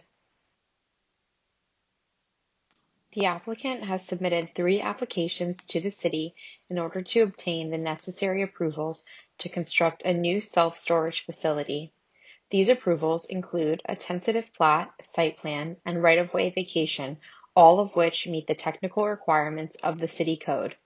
Before proceeding, it is important to note that the applicant has worked diligently with city staff over the last year and a half in order to bring these applications before you for your consideration. The applicant first submitted to the DRC in July of 2019, then resubmitted in October of 2019, having reviewed and responded to city staff's comments. Prior to resubmitting for a 3rd round of review, the applicant met in person with city staff in November of 2019. Shortly thereafter, in December of 2019, the city adopted Ordinance Number 2019-12-14, which amended the non-residential development standards and required various changes to the site plan and the project's design. The applicant resubmitted again in January of 2020 and has continued to work closely with city staff through the ongoing COVID-19 pandemic in order to comply with the new development standards and respond to all of staff's comments. Both the site plan and tentative plat applications were approved unanimously by the Planning and Zoning Board at its December meeting, and we are happy to be able to present to you tonight the result of months of collaboration with city staff. All 3 applications involve the property located at the northeast corner of the intersection of Southeast 18th Avenue and Southwest 320th Street, MOWRY Drive. The property consists of 2 separate parcels, is approximately 4.18 acres in size, and is presently vacant. As you can see from the excerpts of the city's zoning and future land use maps, The property is zoned I-1 Light Industrial, and it is designated IU Industrial Use on the city's future land use map. The proposed use is a permitted use on the property pursuant to Section 30-306A1 of the City Code, and is also a permitted use under the Declaration of Restrictive Covenant approved on March 13, 2003. The first request before you tonight is approval of a tentative plat. The applicant is proposing to replat the property and unify the two parcels under one unity of title for the proposed development. The second request is for vacation of the southern half of the Old MOWRY Drive right-of-way. Several years ago, Old MOWRY Drive was realigned, rendering the original right-of-way obsolete. Through Resolution Number 02-07-28, the City Council vacated the northern 50 feet of the right-of-way. The applicant now seeks to vacate the southern half of the abandoned right-of-way. The third and final request is for approval of a site plan in order to construct the proposed self-storage facility consisting of 1 4-story self-storage building and 5 1-story self-storage buildings, which will include climate-controlled lockers ranging in size from 5 by 5 feet to 10 by 15 feet. The site plan complies with all applicable city code requirements for setbacks, height, lot coverage, parking, and landscaping. The design of the project furthers the city's intent to provide for thoughtful and aesthetically pleasing development of the city. As previously mentioned, the applicant has worked extensively with city staff in order to respond to all comments, including meeting with city staff on various occasions in order to discuss the overall site layout, design, and aesthetics. In response to staff's comments, the applicant has added a traffic circulation and maneuvering diagram to the site plan and landscaping where possible in order to soften the visual impact of the buildings and the asphalt, including along both the turnpike and the street sides, as well as in front of the building and in the parking area. Additionally, the applicant shifted the building further toward the turnpike and increased the amount of green space in order to provide sufficient buffering from the surrounding uses. Our traffic engineer and design professionals are available to address any additional technical items. As previously mentioned, the applicant made various changes to the design of the building in order to comply with the city's newly adopted development standards, including adding display windows with associated architectural trim features along the facade of the building and niches and alcoves with significant architectural delineation. The applicant has also provided transparent windows and doors to the ground level street fronting facade in order to comply with the 60% requirement. To conclude, we have reviewed the staff reports and agree with staff's findings and recommendations. Accordingly, we respectfully request that you vote to approve the applicant's request. Members of the project team are here and available to answer any technical questions you may have. Thank you for your time this evening and for your consideration of the applications. Thank you, Ms. Fine and colleagues. Any questions or comments from council? Councilman Roth. Thank you, Mayor. I don't know if this is a big deal or not, but and maybe some of us remember or don't remember when we approved this originally. Originally, I thought they had presented to us, Mr. Cordino, that they weren't doing any rentals of any sort, no trailers, no trucks, so we wouldn't have that traffic coming in and out of there as a requirement to the approval of this at the beginning. I know they're back for site plan and all that stuff, but we had to make some corrections to it back then. So it doesn't bother me so much that they're going to do rentals there unless it bothers anybody else, but I'm almost clear that we were told that there would be no rentals of any sort, trucks, trailers, open trailers or covered trailers from that location. Can we look into that to see what? Yes, sir. I'll check it out right now and look up the previous approval. If I may. Yes. If I may, Javier Avignon for the record with Bilton Thunberg. Thank you again for taking this item. I know these are challenging times for all, so we appreciate being able to appear before you in this hybrid meeting. To answer your question, there are no truck rentals on this site, and we're happy to state that on the record. As far as prior applications, this is the first time that you all present before this council. So to be clear, there is no rental operation on this property when it comes to trucks and trailers. So that is correct. Because in the package we have, it says that truck rental. Yes, sir. Our information is there are truck rentals. Okay, so there are no truck rentals for this site, and we're happy to make that modification. Right. Well, yeah, I think that could be memorialized as a condition, but I would just say that this property already has a declaration of covenants and restrictions that was placed on the property that you all take subject to it from back in 2013, I guess, when the property was rezoned or flumed. And at that juncture, there was a list of prohibited uses in that declaration, and one of the prohibited uses is automobile rentals or leasing. And so it precludes the auto rentals. Well, just my concern was it states in this package that we got, truck rentals. So I just wanted to be clear that what they told us the first time is not something that's going to change during this process.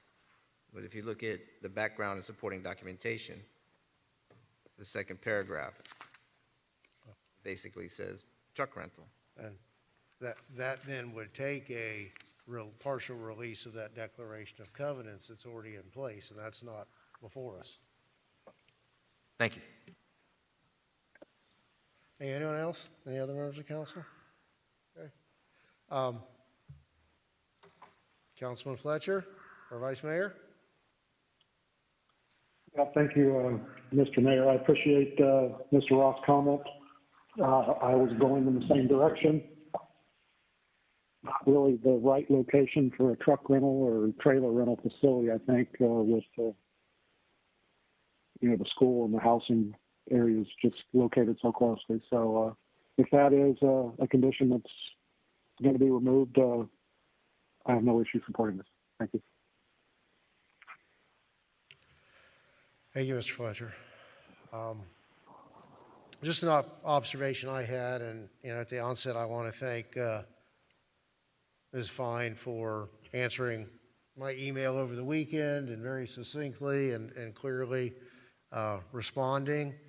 My concern was, as it was with, and I'll just say the Copart application, is that we have industrial zone property that's very scarce and very desirable, not really producing a lot of jobs.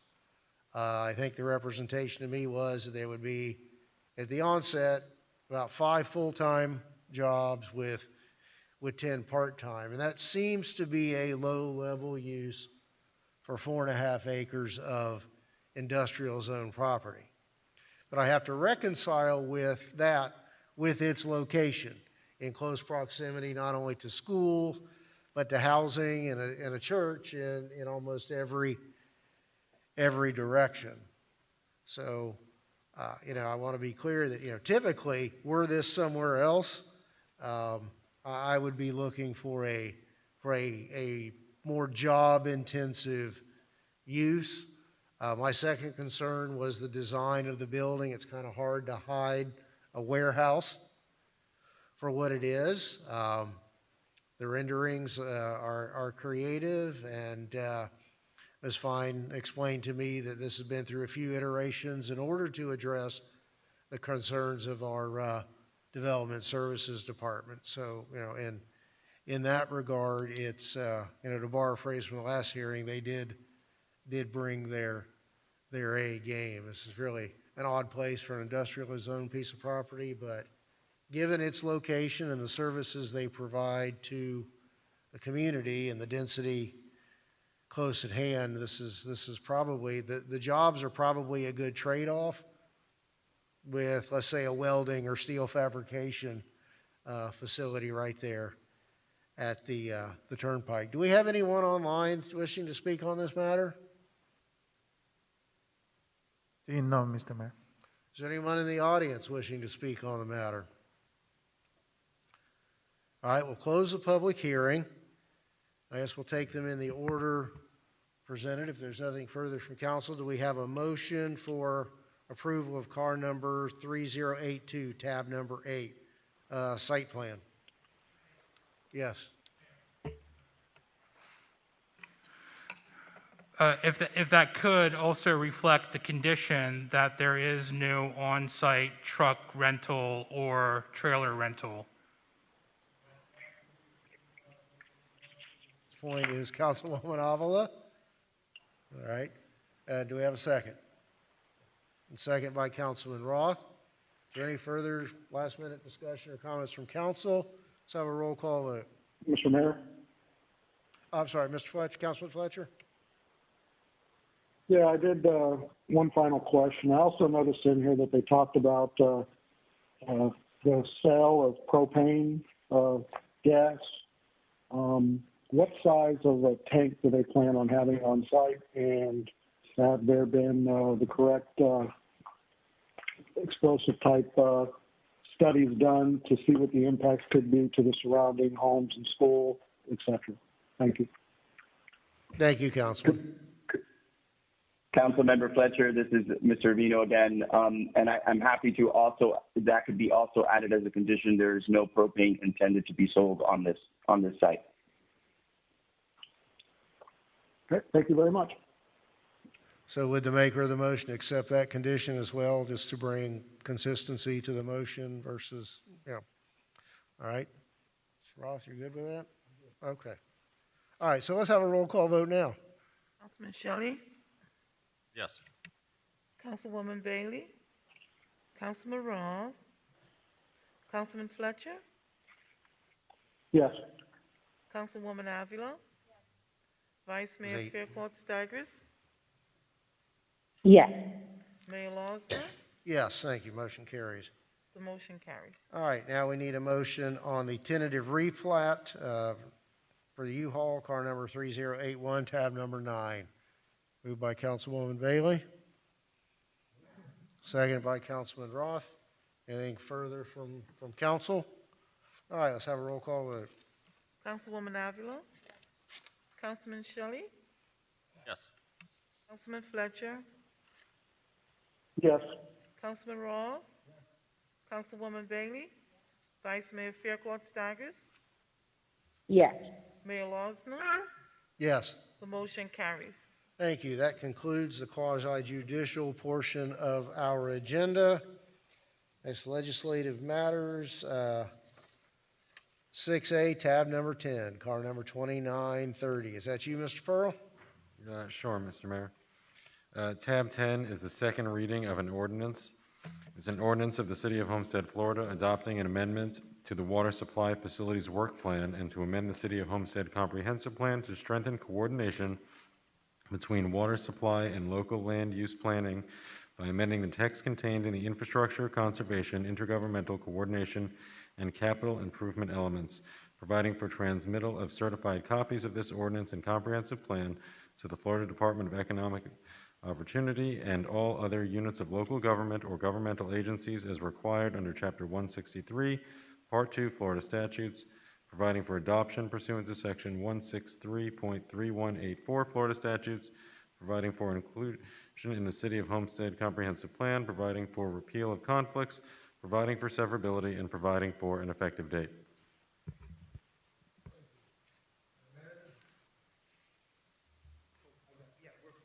Mayor, we are recommending the approval of this ordinance. It's the 10-year water supply plan that we need to put together every 10 years and respond to the requirements of the federal government. We've done so in here. The additions, deletions, and are in in the backup and would be glad to answer any questions. Thank you. Council, questions, comments? Is there anyone online to speak on this matter? No, Mr. Mayor. Anyone in the audience wishing to speak on this matter? This is tab 10, amendment to the comp plan for the water supply. I got it. All right, we'll close the public hearing, and if there are no further comments from council, I'll entertain a motion for approval. Moved by Councilman Avila, seconded by Councilman Shelley. There's nothing further. Do we have a roll call vote? Councilman Roth? Councilwoman Bailey? Councilwoman Avila? Councilman Shelley? Yes. Councilman Fletcher? Yes. Vice Mayor Fairclough Staggers? Yes. Mayor Losner? Yes. The motion carries. Thank you. Second reading. Next item, car number 3074, tab 11. Yes, Mr. Mayor, this is, as you stated, an ordinance for second reading. It's an ordinance amending the Code of the City of Homestead, amending Section 22.5-472A1 and 2 of the Police Officers' Retirement Plan to increase the maximum equity and international security exposure pursuant to Chapter 185 Florida statutes, and amending Section 22.5-61 of the plan to eliminate the purchase of city service consistent with Chapter 185 Florida statutes, providing for severability, providing for codification, and providing for an effective date. Thank you. And just to clarify, this is to bring the plan into compliance with existing Florida statutes. Anything further? That's correct, Mr. Mayor. All right. Thank you. Council, any questions? Is there anyone online wishing to speak on this matter? No, Mr. Mayor. Anyone in the audience? We'll close the public hearing, and I'll ask for a motion for approval of tab 11. Moved by Councilwoman Bailey, seconded by Councilwoman Avila. All in favor? Aye. Any opposed? All right. Next item would be tab, we did tab 12. We took that out Yes. of order. Tab 13. Our number 3085. Tab 13 is a resolution of the City Council of the City of Homestead, Florida, adopting and authorizing the submission of amended action plans to the United States Department of Housing and Urban Development for approval, providing for implementation and providing for an effective date. Thank you. Who's taking that one? Madam Manager? Thank you, Mayor. Yes. This is a proposed second amendment to the CDBG 2019-2020 Action Plan for the CARES Act COVID CV funds. On May 27, 2020, the Council approved the first amendment to this plan to allocate $484,742 funds to be made available through the CARES Act. Of that $484,742,000, $312 and $31 was slotted to fund COVID-19 related police overtime. Since that time, the police overtime has been submitted to FEMA for reimbursement, which we expect to hear about before the end of this fiscal year.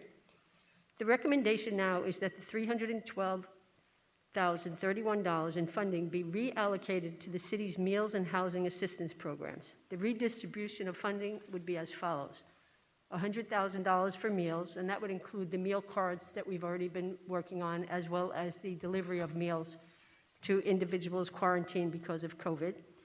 And it would also include $212,031 for housing assistance, and this would be for rent, mortgage, and utilities assistance, up to $6,000 for up to 3 months to cover those expenses. So it's sort of an extension of what we're already doing, just moving that money away from where it was before into this new category. Staff recommends that the mayor and council approve the attached resolution authorizing the city manager to submit an amended community development block grant action plan to the United States Department of Housing and Urban Development for the expenditure of the CDBG coronavirus CDBG CV related funds. This is the second amendment to the plan and represents a reallocation of $312,031 from police overtime to fund $100,000 for the meal program and $231,000 for housing assistance. Thank you. Questions or comments from council? Questions or comments? Initial questions or comments? Is there anyone online to speak on this matter? No, Mr. Mayor. Anyone in the audience wishing to speak on this matter? Close the public hearing, and I'll entertain a motion for approval. Moved by Councilman Avila, seconded by Councilman Roth. There's nothing further. All in favor? Aye. Any opposed? Thank you. All right. Tab 14 was deferred.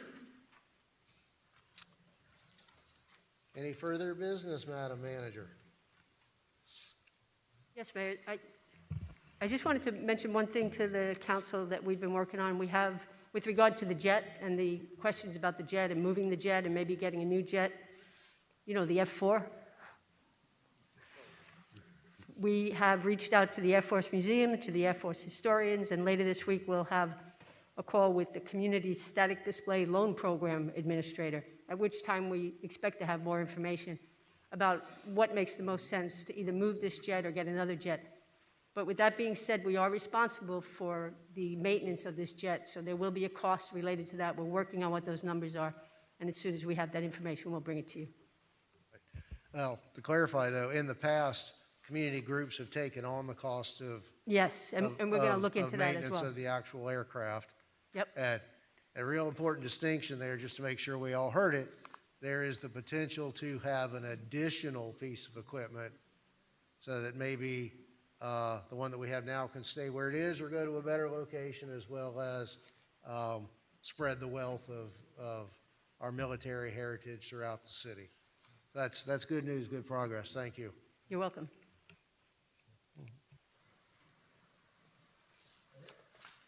Yes, Mr. Mayor, thank you. That's it. Mr. Attorney, anything? Nothing this evening, Mr. Mayor. Very good, thank you. Councilman Shelley? Thank you. Okay, I'm sorry. We'll go back to public comments. I jumped ahead in the agenda. Thank you, Councilman Roth. Is there anyone online wishing to make a comment? Seeing none, Mr. Mayor.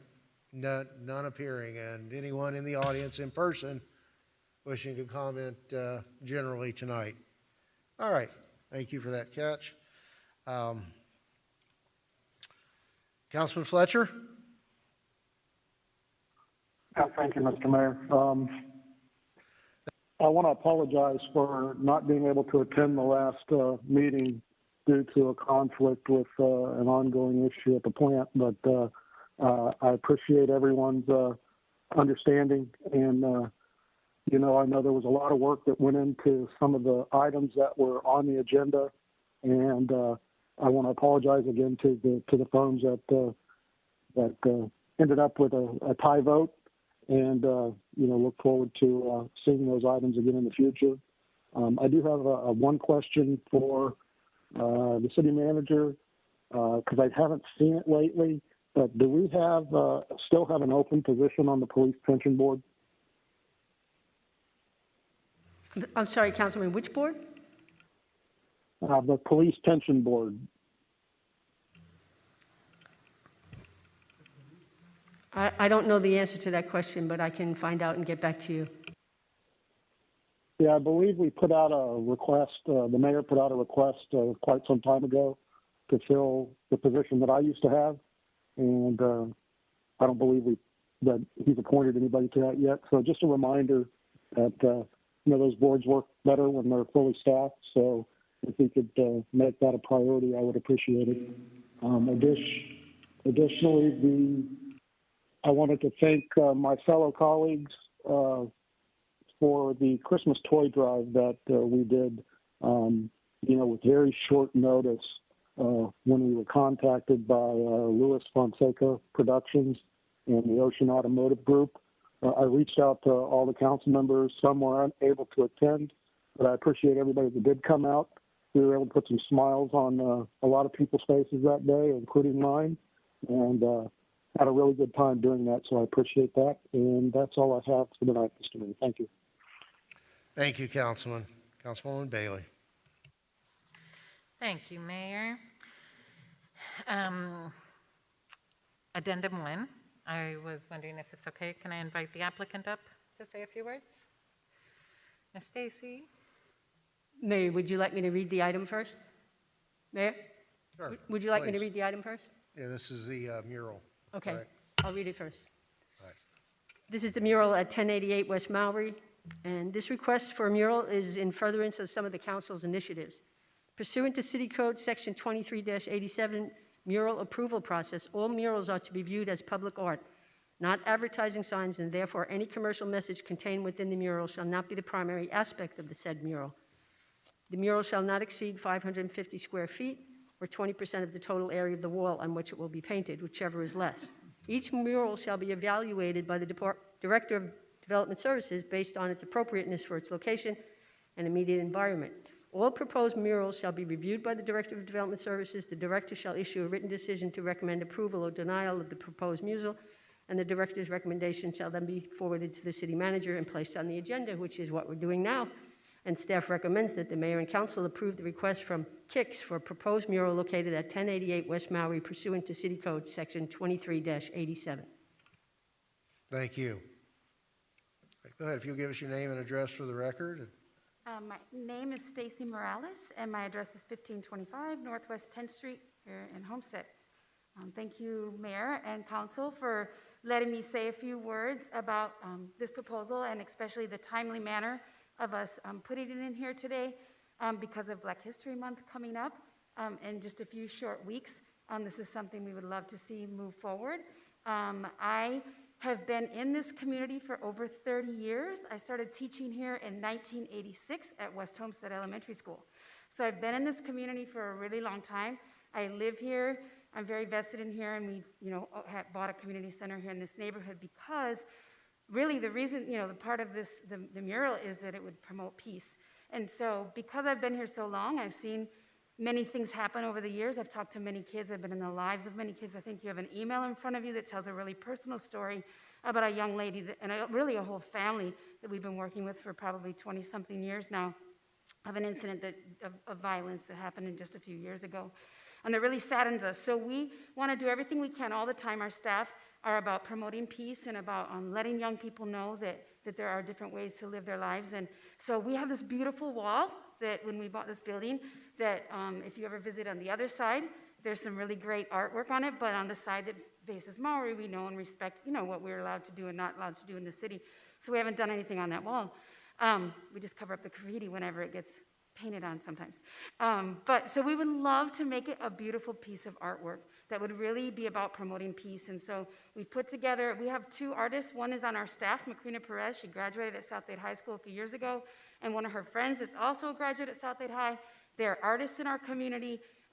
We've worked together before, and I know Councilwoman Bailey loves art, and we just started talking about this during art walk time, that what an amazing thing it would be to have this piece of art on this wall that would promote peace. That would be a quote from Martin Luther King, and then it would be peace cranes, which actually represent peace, dating way back to the time of Hiroshima and bombs being dropped. There's a story that we're going to do with our kids about peace and a little girl who made 1,000 cranes. There's a whole story about it. We want to become part of a project called the Peace Project. That's something that was started by this little girl's family in Japan. And so we just really believe in peace. And we want to see that maybe when people would drive by, it's a busy road that we're on, that they would maybe get excited and see this piece of artwork, and it would remind them how important it is for our community to be a place of peace. And so I just wanted to make this request along with Councilwoman Bailey. I thank her for being a part of this and helping us to promote it. We haven't been able to do it because it's quite a big expense to be able to do a mural. And so we tried to do one about 3 years ago, and we wanted to do the history of our city, and we just couldn't make it happen because it was going to cost, a couple $1,000s to do that. But we're working on ways to be able to figure out how to fund it. If you guys have any ideas, I'm always open for those ideas. Maybe somebody like Councilman Bailey would want a REPEAL down a 10-story. She did that for us 2 years ago and raised $1,000. And we have lots of ways we could raise the money, but we're really, just wanting to know if you guys would be able to help us do this for our city. Thank you very much, Stacy. Thank you so much for your passion and your dedication in our community. This goes in line with what I proposed at one of our previous meetings, a mural program for the Southwest. Many cities and towns across the U.S. that face similar issues, like those that we face in the Southwest, have had great success with these type of mural programs. Street art can do everything from boost mental health to be a source of civic pride, beautify neighborhoods, be a return on investment for commerce, attract visitors, and the list just goes on and on. It's a pretty cost-effective way to improve aesthetics, so I support this, obviously. I would love your support as well, and I look forward to meeting for a little longer with Mr. White and Development Services that have been amazing with trying to help get something together to hopefully bring before you at the next count, so we can discuss a way to simplify this process and hopefully make a great addition to tying the Southwest into our downtown revitalization. Thank you, Mayor.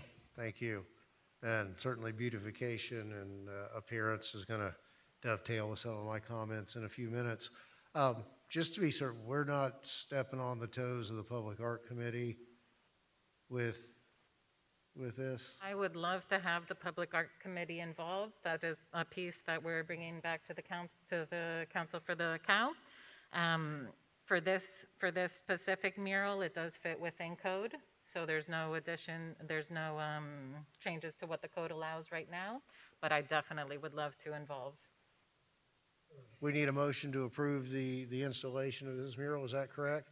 I'm going to assume that that's going to be moved by Councilwoman Bailey, and I'll happily second it. Is there anything further from council? All in favor? Aye. Any opposed? Anything further, Councilwoman? Thank you. Councilwoman Avila. Thank you, Mayor. I wanted to just start off with wishing everyone a happy 2021. I love the positivity in the room with the mural. Thank you, Councilwoman, for bringing this opportunity to us. And I look forward to seeing more of these to come before us, as well as looking forward to a productive 2021 with staff and council. That's definitely a privilege of mine, and I appreciate the opportunity. I wanted to just remind the local businesses that may be struggling still with COVID, that there is a lot of information available through the South Dade Chamber of Commerce, especially with our new round of payroll paycheck protection program, PPP loans. So please reach out to the South Dade Chamber of Commerce if you need assistance, as well as if you're coping with COVID and you need a little support emotionally, the Mujer organization has the 24/7 health hotline, which is 786-829-0099, and you can speak to a trained mental health professional if you need to. So thank you, Mayor, for that opportunity. Thank you, Councilwoman. Councilman Roth? You're good tonight. All right. Vice Mayor Fairclough Staggers. Thank you, Mayor. I will reserve my updates at the next meeting because I have a very ill baby here tonight that's very distracting at this point. So I'll give an update on next month. Thank you. We look forward to it. All right. My first item tonight, and it's in your agenda, is a discussion on the Campbell House. And I just wanted to give, some background as to how I got this to the agenda.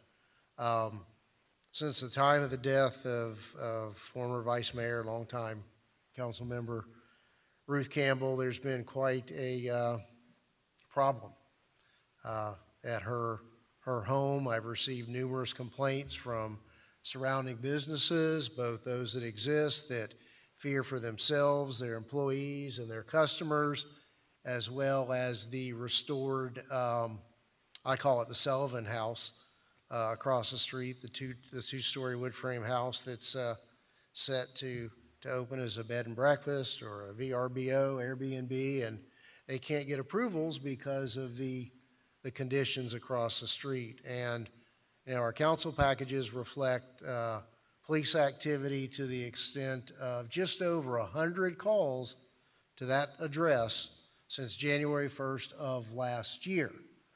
Some of them are joint calls on the same day, but some are calls on the same day, sometimes 3 or 4 calls on the same day, hours apart.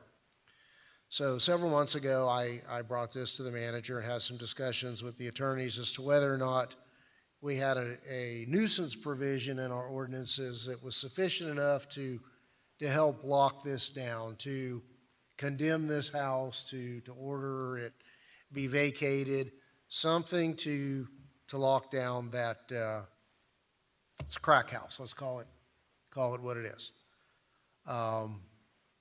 Apparently, modern case law and Florida statutes require us to have a nuisance abatement board, which requires formation and a long process. And another alternative was seeking an injunction against the owners to put them on notice that the next time that this type of activity happens, there'll be, escalated legal issues. Now, admittedly, either one of those courses of action are time-consuming. But, we put this out there just to get some input from the council as to how aggressive, what our thoughts were on whether or not we wanted to at least seek an injunction to have some leverage over the conduct that was going there, maybe take a look at whether or not the house violates housing standards the next time we have the opportunity to be in there on a police call. But from where I sit, those conditions and that activity cannot be allowed to continue. So really, this was put on the agenda as an opportunity to have the discussion about, this property in particular, but the bigger picture as to how we, in the future, deal with similarly situated fact situations. So I'm all ears for, thoughts. Sorry, Councilwoman? Mayor, who's in physical possession of the property now? Who is in physical possession of the property now? Is it family? Well, my research indicates that it no longer has a homestead exemption. I've been given information that one of the two individuals who inherited it upon her death do not live there. They have a homestead elsewhere. Really can't speak to why the other party does not maintain a homestead exemption. I do, have no way of knowing whether he's still there. So we can only presume that it's, tenants of sorts or squatters. The property is in foreclosure. It's been in foreclosure for over a year, but that docket is stalled in the COVID freeze. So there's really been no legal activity on the part of the lender for 10 or 11 months. Are the occupants, do we know who the occupants are? Do we know if the occupants there are the rightful owners of the property? You're saying squatters, but do we know? Do we know that? I do not know that answer. Okay, so are they able to deed over the property to us? And then we can... Well, it's in foreclosure. The owners are in foreclosure. Certainly that would be taken on a debt obligation or subject to being foreclosed. To your point, I think that it seems as though that those who are in title at this point have washed their hands of the situation. Mr. Pearl? Yes, Mr. Mayor. So to your question, and then I'll go to some of the remedies that we discussed. As the mayor indicated, the property is in foreclosure. That's going to have a priority interest superior to anything other than a tax lien, which I don't believe is present on the property at the moment. So even if we were to, levy substantial code enforcement fines, by the time we were able to move forward with the foreclosure, one, it would be stalled the same way the bank's foreclosure is, and the bank's foreclosure would take priority over those liens anyway. So one of the avenues that we had discussed was perhaps seeking an injunction. Florida statutes do provide for injunctions where there is a nuisance property. Given the history on the property, the number of arrests that have taken place there, and the activity that's gone on, it would seem to meet the general criteria. We can move forward with that. I wouldn't do it without direction of the council. We've done it fairly recently in a commercial setting where there was a hotel in another area that they were forced to cease operations until they met certain thresholds. In this instance, it is a residence. It does complicate things because just as foreclosures have been chop down on, so have evictions. So I want to manage expectations, but what it does do is allow the city, if the injunction is granted, to go back to court if there's a violation and file a motion to show cause, and when they can't, then the responsible individuals could be subject to penalties from the court for violating the injunction. So while we'll have to take a look at the remedies that we seek from the court from the injunction because of the unique nature of this. Once we hammer that out, if we move forward with an injunction, if that's the will of the council, we'll have something that we can drag the individual back to court with if the activity continues. And also, Mr. Mayor, there is a family member who does live in that house. There is a family member who lives in the house. Yes.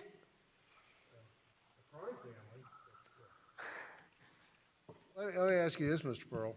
Yes, Mr. Mayor. Are there any circumstances under which, let's say there's another police call there, and our officers observe conditions within the structural conditions of the house that are so deteriorated, would that springboard us into having the right to access by a building official who would have the right to condemn it and order it vacated as unsafe? Because if the outside's any indication, I can only imagine what the inside is. I believe, but I don't want to, I can't say with definitivity, I'd have to look at it, but generally the unsafe structures process requires you to go to the board, the unsafe structure board, to condemn a property. I don't think we could unilaterally just decide based on violations that we personally observe. There's a process that you have to go through in order to obtain that sort of relief. Well, would that perhaps be faster or cheaper than injunction? Well, the injunction is fast. It can be an ex parte proceeding for a temporary injunction, and then we can proceed for something more permanent. It doesn't take a lot of time to get the initial injunction. The concern that I would have with proceeding down that route is that the party that's living there maybe is unaffected or unresponsive to the demands of the court, in which case bring them back to court. That can be a little bit more time consuming. I can certainly examine issues related to unsafe structures. Yeah. My manager, you mentioned that a family was living there. Do we know, are there minor children living there? Do we know? PD is on, they can answer that question, I believe. The family member, I believe, is a son of Ms. Campbell. Ms. Campbell, okay, Yes. he does still live there, but he let his homestead exemption lapse, but, yeah, okay. Exactly, yes. All right, so. Mayor, it's Colonel Kennedy. As far as we're aware, there's no children residing in the residence at this time. It's just the son is in main control of the house. The son of Ruth Campbell, which is Robert Campbell, he resides there, and along with, obviously, as you mentioned before, it's a crack house. He's got a lot of people that just stay overnight there. But no children that we're aware of in any of our encounters. I have a question, Mayor. How do we solve our problem? I have a question, Mayor. Question. Sure. Do they have utilities? Yes. Whose name is the bill in? And is that bill current? Yeah, we did check on the bill, and the bill was current, and we'll double check on whose name that's in. They pay, in that area, they pay water, sewer, garbage, and electric there. Yes, as far as I know. Yes. Right. No sewer there? I mean, I'm not an attorney, but this is a life safety issue for the neighboring families around that area. And I can't imagine, what happens during the day there, what's happening at night there too. And these people are walking through people's neighborhoods, through backyards. There has to be a way to solve this problem without it taking forever. There is a moratorium on evictions, but not for life safety issues. Mr. Pearl. Yes, well, we wouldn't be seeking a traditional eviction as a remedy under the injunction. I'm just framing it in that context. It's not the same proceeding. You're not going through the, you're asking the court through a different means to do something to solve this problem. It's not treated as a traditional eviction. But to the mayor's question earlier, they're not mutually exclusive tracks, examining whether or not the structure is sound and also, pursuing injunctive relief. You can go down them at the same time. You can treat them as parallel tracks if that's what you want to do, just to try to address the issue and as quickly as possible, and whatever gets you to the finish line first. Sure. 'Cause my thought was, let's say there's a police call, and a policeman walks in and by smell or by sight sees that the plumbing is not operable, or that he steps through a hole in a rotted floor, or seems to be infested with roaches or what have you. That would seem to me, an ability to trigger the unsafe structures, the life safety remedies to us. And I'd really like to know how we can address that, because, look, we're a big city, we're a growing city. The economy, for some people being the way it is, we're going to see this again and again. Councilwoman? Thank you, Mayor. I just wanted to clarify that my suggestion for getting the deed is not for the purposes of having an asset worth keeping, but rather to take possession, immediate possession. And the money we're going to spend in attorney's fees might be a way to incentivize the current occupants to exit the property, get the current owner to deed it over to us, and then the bank will foreclose when they foreclose. So at least we get the possession of the property, we can board it up and secure it, and then let it get into the bank's hands when that time comes. There's potential. I guess it just depends on how financially successful their operations are going there as to what the price would be to take it. But that is an interesting thought to. But that would have to be a deal that would be cut with them before we deal with the bank. Well, I appreciate the suggestion. I think that there's only so far we want to go with this discussion. If you guys are going to instruct us to move forward with something, you can instruct us to explore, our options to do that, but I'd rather not get into the details of exactly what that's going to be in this So is it the will of the council to have them explore options and probably brief us each privately, so that we don't have this embarrassing Yes, conversation? Mr. Mayor, and I have a question. Councilman Fletcher. Yeah, I understand Mr. Pearl's insights, but at the same time, we got to be looking out for the risk of our officers who are responding to this location. I know this has been a problem for many years, and it's probably, if you printed out the last 3 or 4 years, you're going to have 10 times the amount of paper you currently have here. So I would think we look at it as a safety issue for city personnel, that are constantly being called to this location, and placing them at additional risk every time they go there. I don't know if there's an avenue that we can, move towards to focus, that we're trying to prevent, an injury to a first responder, that we continually go to the same address all the time. So whatever action we can take, I think it needs to be led with the priority of protection of city personnel, the police officers and personnel that would be responding to that location.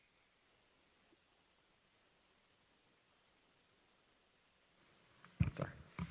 Mr. Mayor, I can brief you all, but if you want to, and I leave this up to you, I'm not going to be comfortable going to court without some authorization from the body. You can do that now if you deem it appropriate, and as part of a multi-pronged approach to this, not that would be the only avenue that we would pursue. The other avenues, I don't think I would need your authorization to pursue at this time. So if you would like me to pursue an injunction, I'd like at least some direction on that, some authorization to do that if that's one of the avenues you want to pursue. If not, we can come back to you, with alternative options. But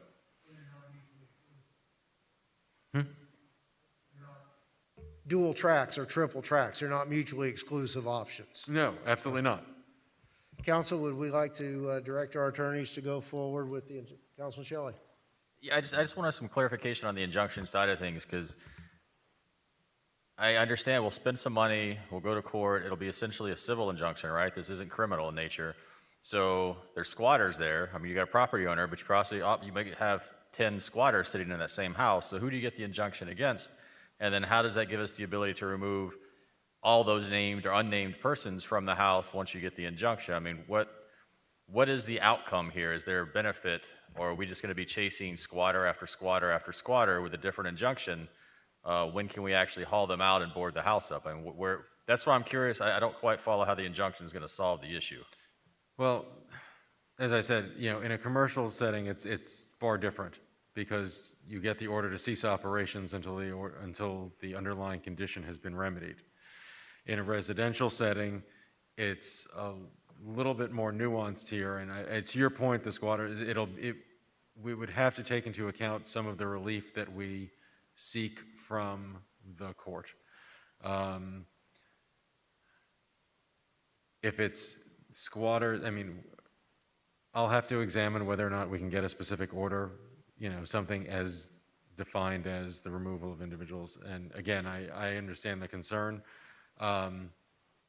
We have to identify what the problem is to, whether or not that condition exists, aside from the description of the illegal behavior with regard to certain Well, I mean, it's not even drug squatter use whether of they this. live there, but it's just, I mean, I've been by that myself. I've seen firsthand what it looks like. And you may have 5 or 6 people stuffed in that house, and maybe they're there for an hour, maybe they're there for 5 days, so at any given time, this problem, there will be somebody potentially in that house that's probably not named as part of the injunction. And Of course. so that's, No, it's the party responsible for the property. That is the interest in the property. Now, to your point, could there be legal tenants? We don't know. Is there a lease agreement? We don't know yet. We'll have to go through a process to learn some of those things. So I wish I could be more definitive for you, but because there are unknowns attached with this in the situation, if you want to move forward, it's a bit of a leap of faith. And what this does is give you teeth for if we get an injunction and the activity persists, it allows you to go back to court and bring the responsible party before the court again. That's really the teeth of what we're doing in terms of the violation of the whatever remedies we're able to achieve. okay. I mean, ultimately, I concur. I mean, this is a big problem. I'd love to find the fastest way to resolve it. So however that is, I just want to make sure we don't go through a whole lot of exercise to, at the end of the day, spend money and get no real ability to stop the problem.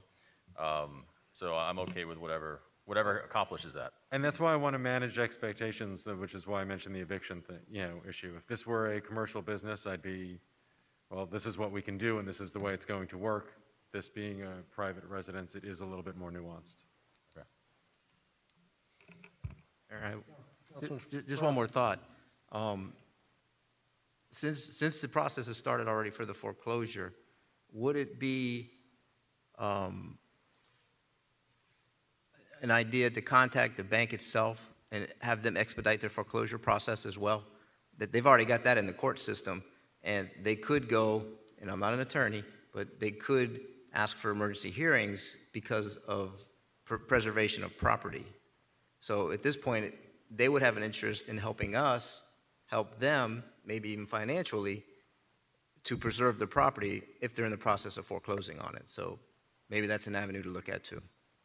Because they are a lien holder at this point, and maybe we can contact the lien holder and let them know if they're in a legal process now, let us help you, help us help you. We got a problem we got to solve. We want to help preserve your property. So you guys have to figure that part out. I don't know how to do that. But, yeah, and I agree. And I've gotten all the contact information for the Lenders Council, but the problem is, last I heard this afternoon, is probably by the time the sun comes up tomorrow, there's going to be executive orders issued extending the foreclosure and eviction moratorium until the end of March.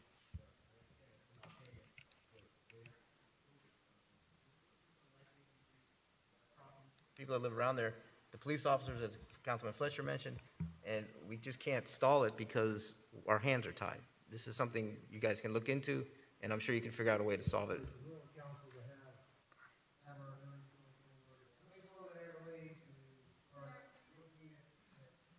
Doing the There we go. injunction and see where that diverges out into other areas from that point, at least to start laying the groundwork to be in position to stop the activities that are there. Is that our direction? Yes. Did you have something else? I think I just wanted to add that, good luck with the injunction, but are you in communication with the owner? Is there an amicable communication path here? Yeah. If there was, and if anyone felt comfortable approaching the owner and making an offer, then I'd be happy to approve or be in favor of authorizing a certain dollar amount for negotiation purposes with the current family in possession. Well, potential, and again, that's, probably not something we should talk too in detail, but I'll get with the attorneys and the manager and try to go down that road. Thank you, appreciate that. All right, my next agenda item was the appointment to the Homestead Firefighters Pension Board, the appointment of Lisa Bullard. Ms. Bullard came to us as a recommendation by the remaining members of that board.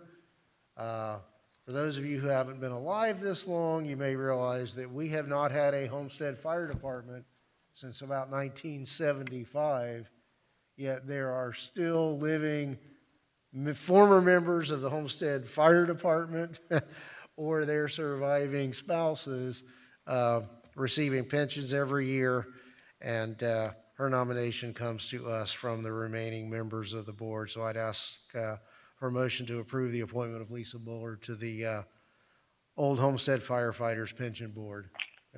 Motion by Councilwoman Bailey, second by Councilwoman Avila. Any further questions or comments? All in favor? Aye. Any opposed? All right, very quickly, I had a couple of other items that I had asked to have put on the agenda, and I'll touch on them briefly, and I won't be asking us to take any action on them. And they're somewhat related. It was the fill issue and development services. And in case each of you don't know, or for the public's knowledge, back in December, as part of the routine process of reactivating the fill pit permit, Durham did an inspection and discovered improper excavation and removal going on, and they issued a cease and desist order. Came back a week later and discovered that excavation and removal was still actively going on, and even documented where the fill was being delivered at a Lennar project in Homestead. I've shared with maybe some of you, I don't remember, but with staff and the attorneys, that to me that kind of action was a big figurative middle finger by those three parties to the city of Homestead that put our permit at risk. And I've been badgering staff and the attorneys to find us a remedy. It needs to be more than just a slap on the wrist. For those of us who lived through some of the fill pit issues, that could have been a really big, expensive, long-term situation. Fortunately, it was not. And I tell that story to springboard into this. In the last couple weeks, a situation has come to me where a business owner has had to jump through numerous hoops in order to open his business and get the power turned back on, because they admittedly simply replaced a toilet and a sink without a permit. Simply unbolted the 70-year-old sink and toilet and installed a new one. And they're paying the price, and they understand that you shouldn't do things without permits.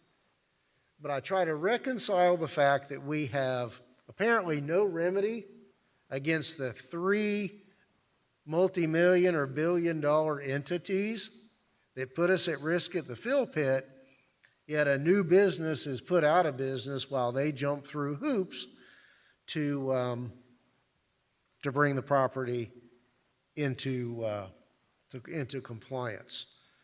So I've raised some concerns about a lot of processes, not only in the the applications process, but as well as the permitting process. And it's not a sunshine meeting.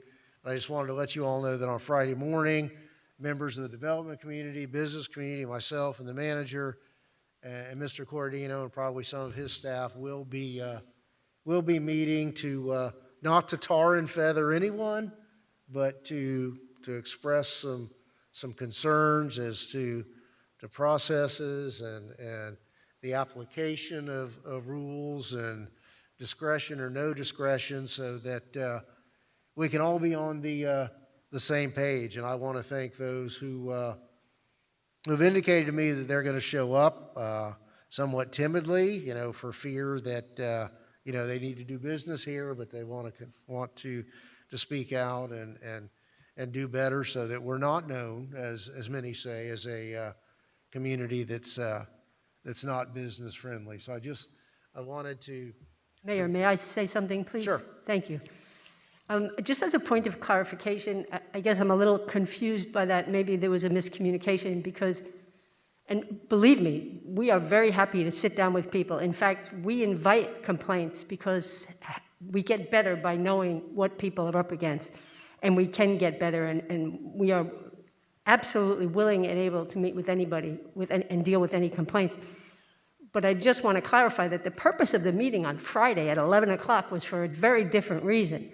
And if we want to put that off, that's fine. If people are coming in because you thought that was an open meeting for people, that's fine. But that absolutely wasn't what that meeting was set up for. And outside the meeting, you and I had a remind you of discussion that. about bring them on and bring them down, and I have, and we'll deal with that privately. Okay. I had one other issue, and if you excuse me for a moment, I have an exhibit out in the hallway I wanted to roll in. So just a moment.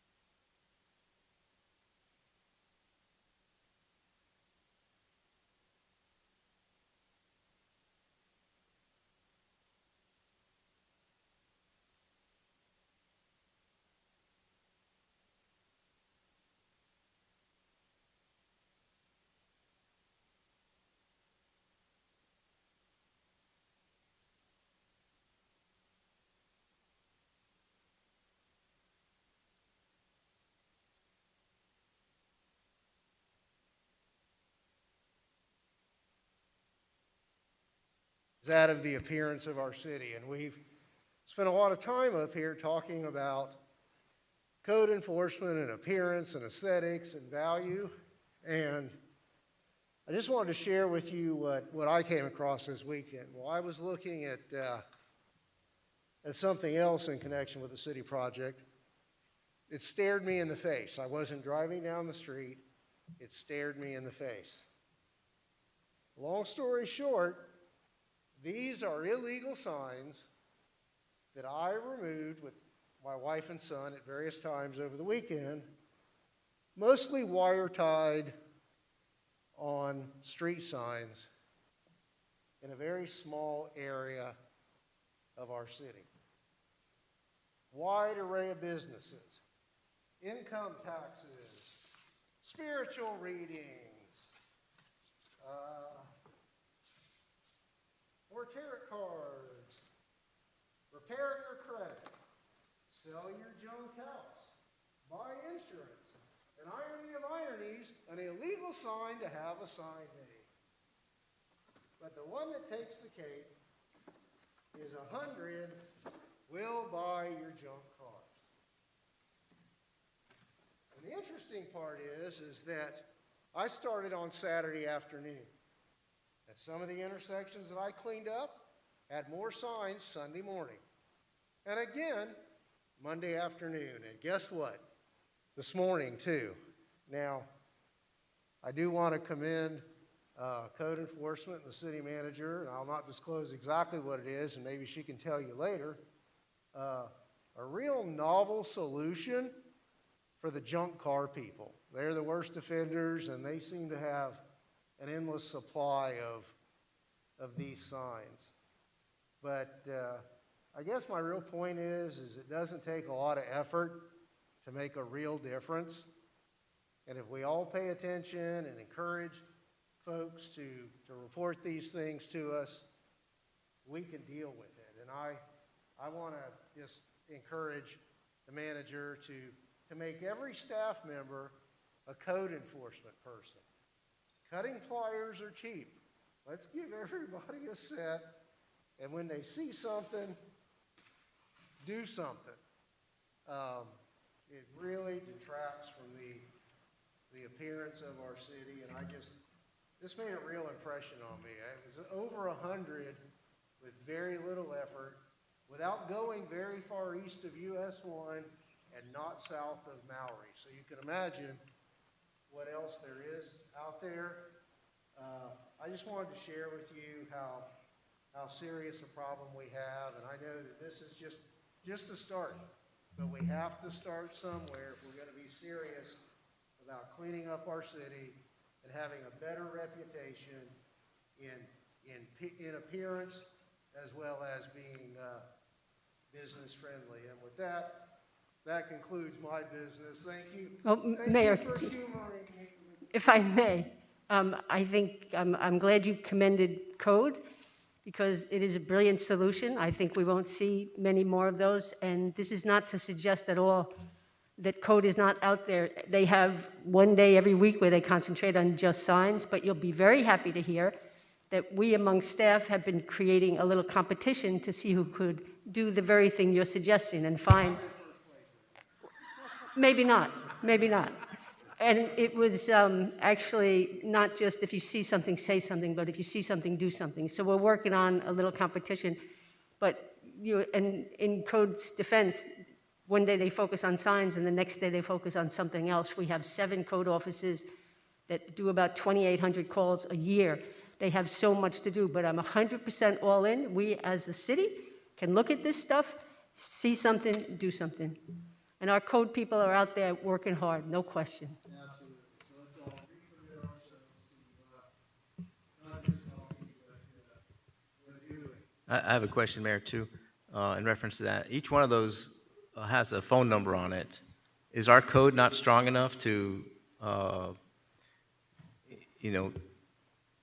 keep people from wanting to put signs up in our area? I mean, I remember one time I was working with Jerry, and I kept seeing these signs as I'm driving, going down Campbell Drive, going up on the pole, and I was like, man, that wasn't there 2 seconds ago. That wasn't there 2 seconds ago. And they actually called these folks, and they actually came out and removed their signs from the pole. But I don't know what the law would say if you don't see them putting it on the pole. How do you enforce any fines or fees that we may charge for them littering our city like this? So maybe we need to help code out by making our rules a little bit stronger when it comes to people just attaching signages to the poles. I don't know how you do that, but the first person who starts to get a fine from us for these signs may start talking to their friends and saying, listen, just stay out of Homestead. You put a sign up, it's their ordinance. If they catch you, it's $100 per sign, whatever we come up with for that. But the enforcement part and giving code some more ammunition, and we've talked about it before as far as helping code with liens on properties and getting these properties in better condition. And I want to thank the staff because I reported a major problem where new buildings were going up, new construction was going up on Southwest 336th Street and just west of Tennessee. And they responded quickly. They took care of the problem. There was a ton of illegal dumping there. They've also been going after the semi-trucks that are parking there, and they've been giving out citations for that. So I appreciate them for doing that and keeping up with that because that's what it takes. You see something, do something, call somebody. And our staff will respond, and they respond remarkably well. And they have a lot of pride in what we call them about, and they want to make us look good as well. So, but we need to help code out, too. If there's something we can do to help them with ordinances, codes, fines, speeding things up, I don't know what that answer is. Somebody will come up with it. And thank you, Mayor. Thank you, and I completely agree. And in the short term, except for the signs there that are used from salvaged Daniela Levine Cava and Elvis Maldonado signs, there's a couple of those there that have been pulled up and cut up. They're not cheap. And finally, they're going to realize that they're spending money and their signs are being picked up. And to me, blight begets blight. In the intersection on the northeast corner of the public shopping center on US 1 behind Lorenzo Ford, each of the poles at that intersection had at least 3 signs on it Sunday afternoon. When I went back Monday afternoon, new people had come in and claimed the territory. It's interesting that the most egregious offender, I called the number and he had somebody call me back that spoke English, and they wanted to know what I had to sell, and I explained who I was, and I asked them not to put out signs. Well, their response was to put about another 25 after I called them. So, but Well, Mayor, I think that the solution for that, I think it's going to make a difference, what we talked about, what we're doing. Yes. And also, I would like to remind everyone that back in November, the mayor you told everyone we need applicants for special master. We still have 2 vacancies on that board, so that's a really important thing to fill. Okay, thank you. Yeah, we have a vacancy, 2 vacancies for special masters to deal with tickets and fines. So we'll deal with that as quick as we can. So if there's nothing further, do I have a motion to adjourn? Councilwoman Avila, seconded by Councilman Roth. All in favor? Aye. Thank you all. Good night.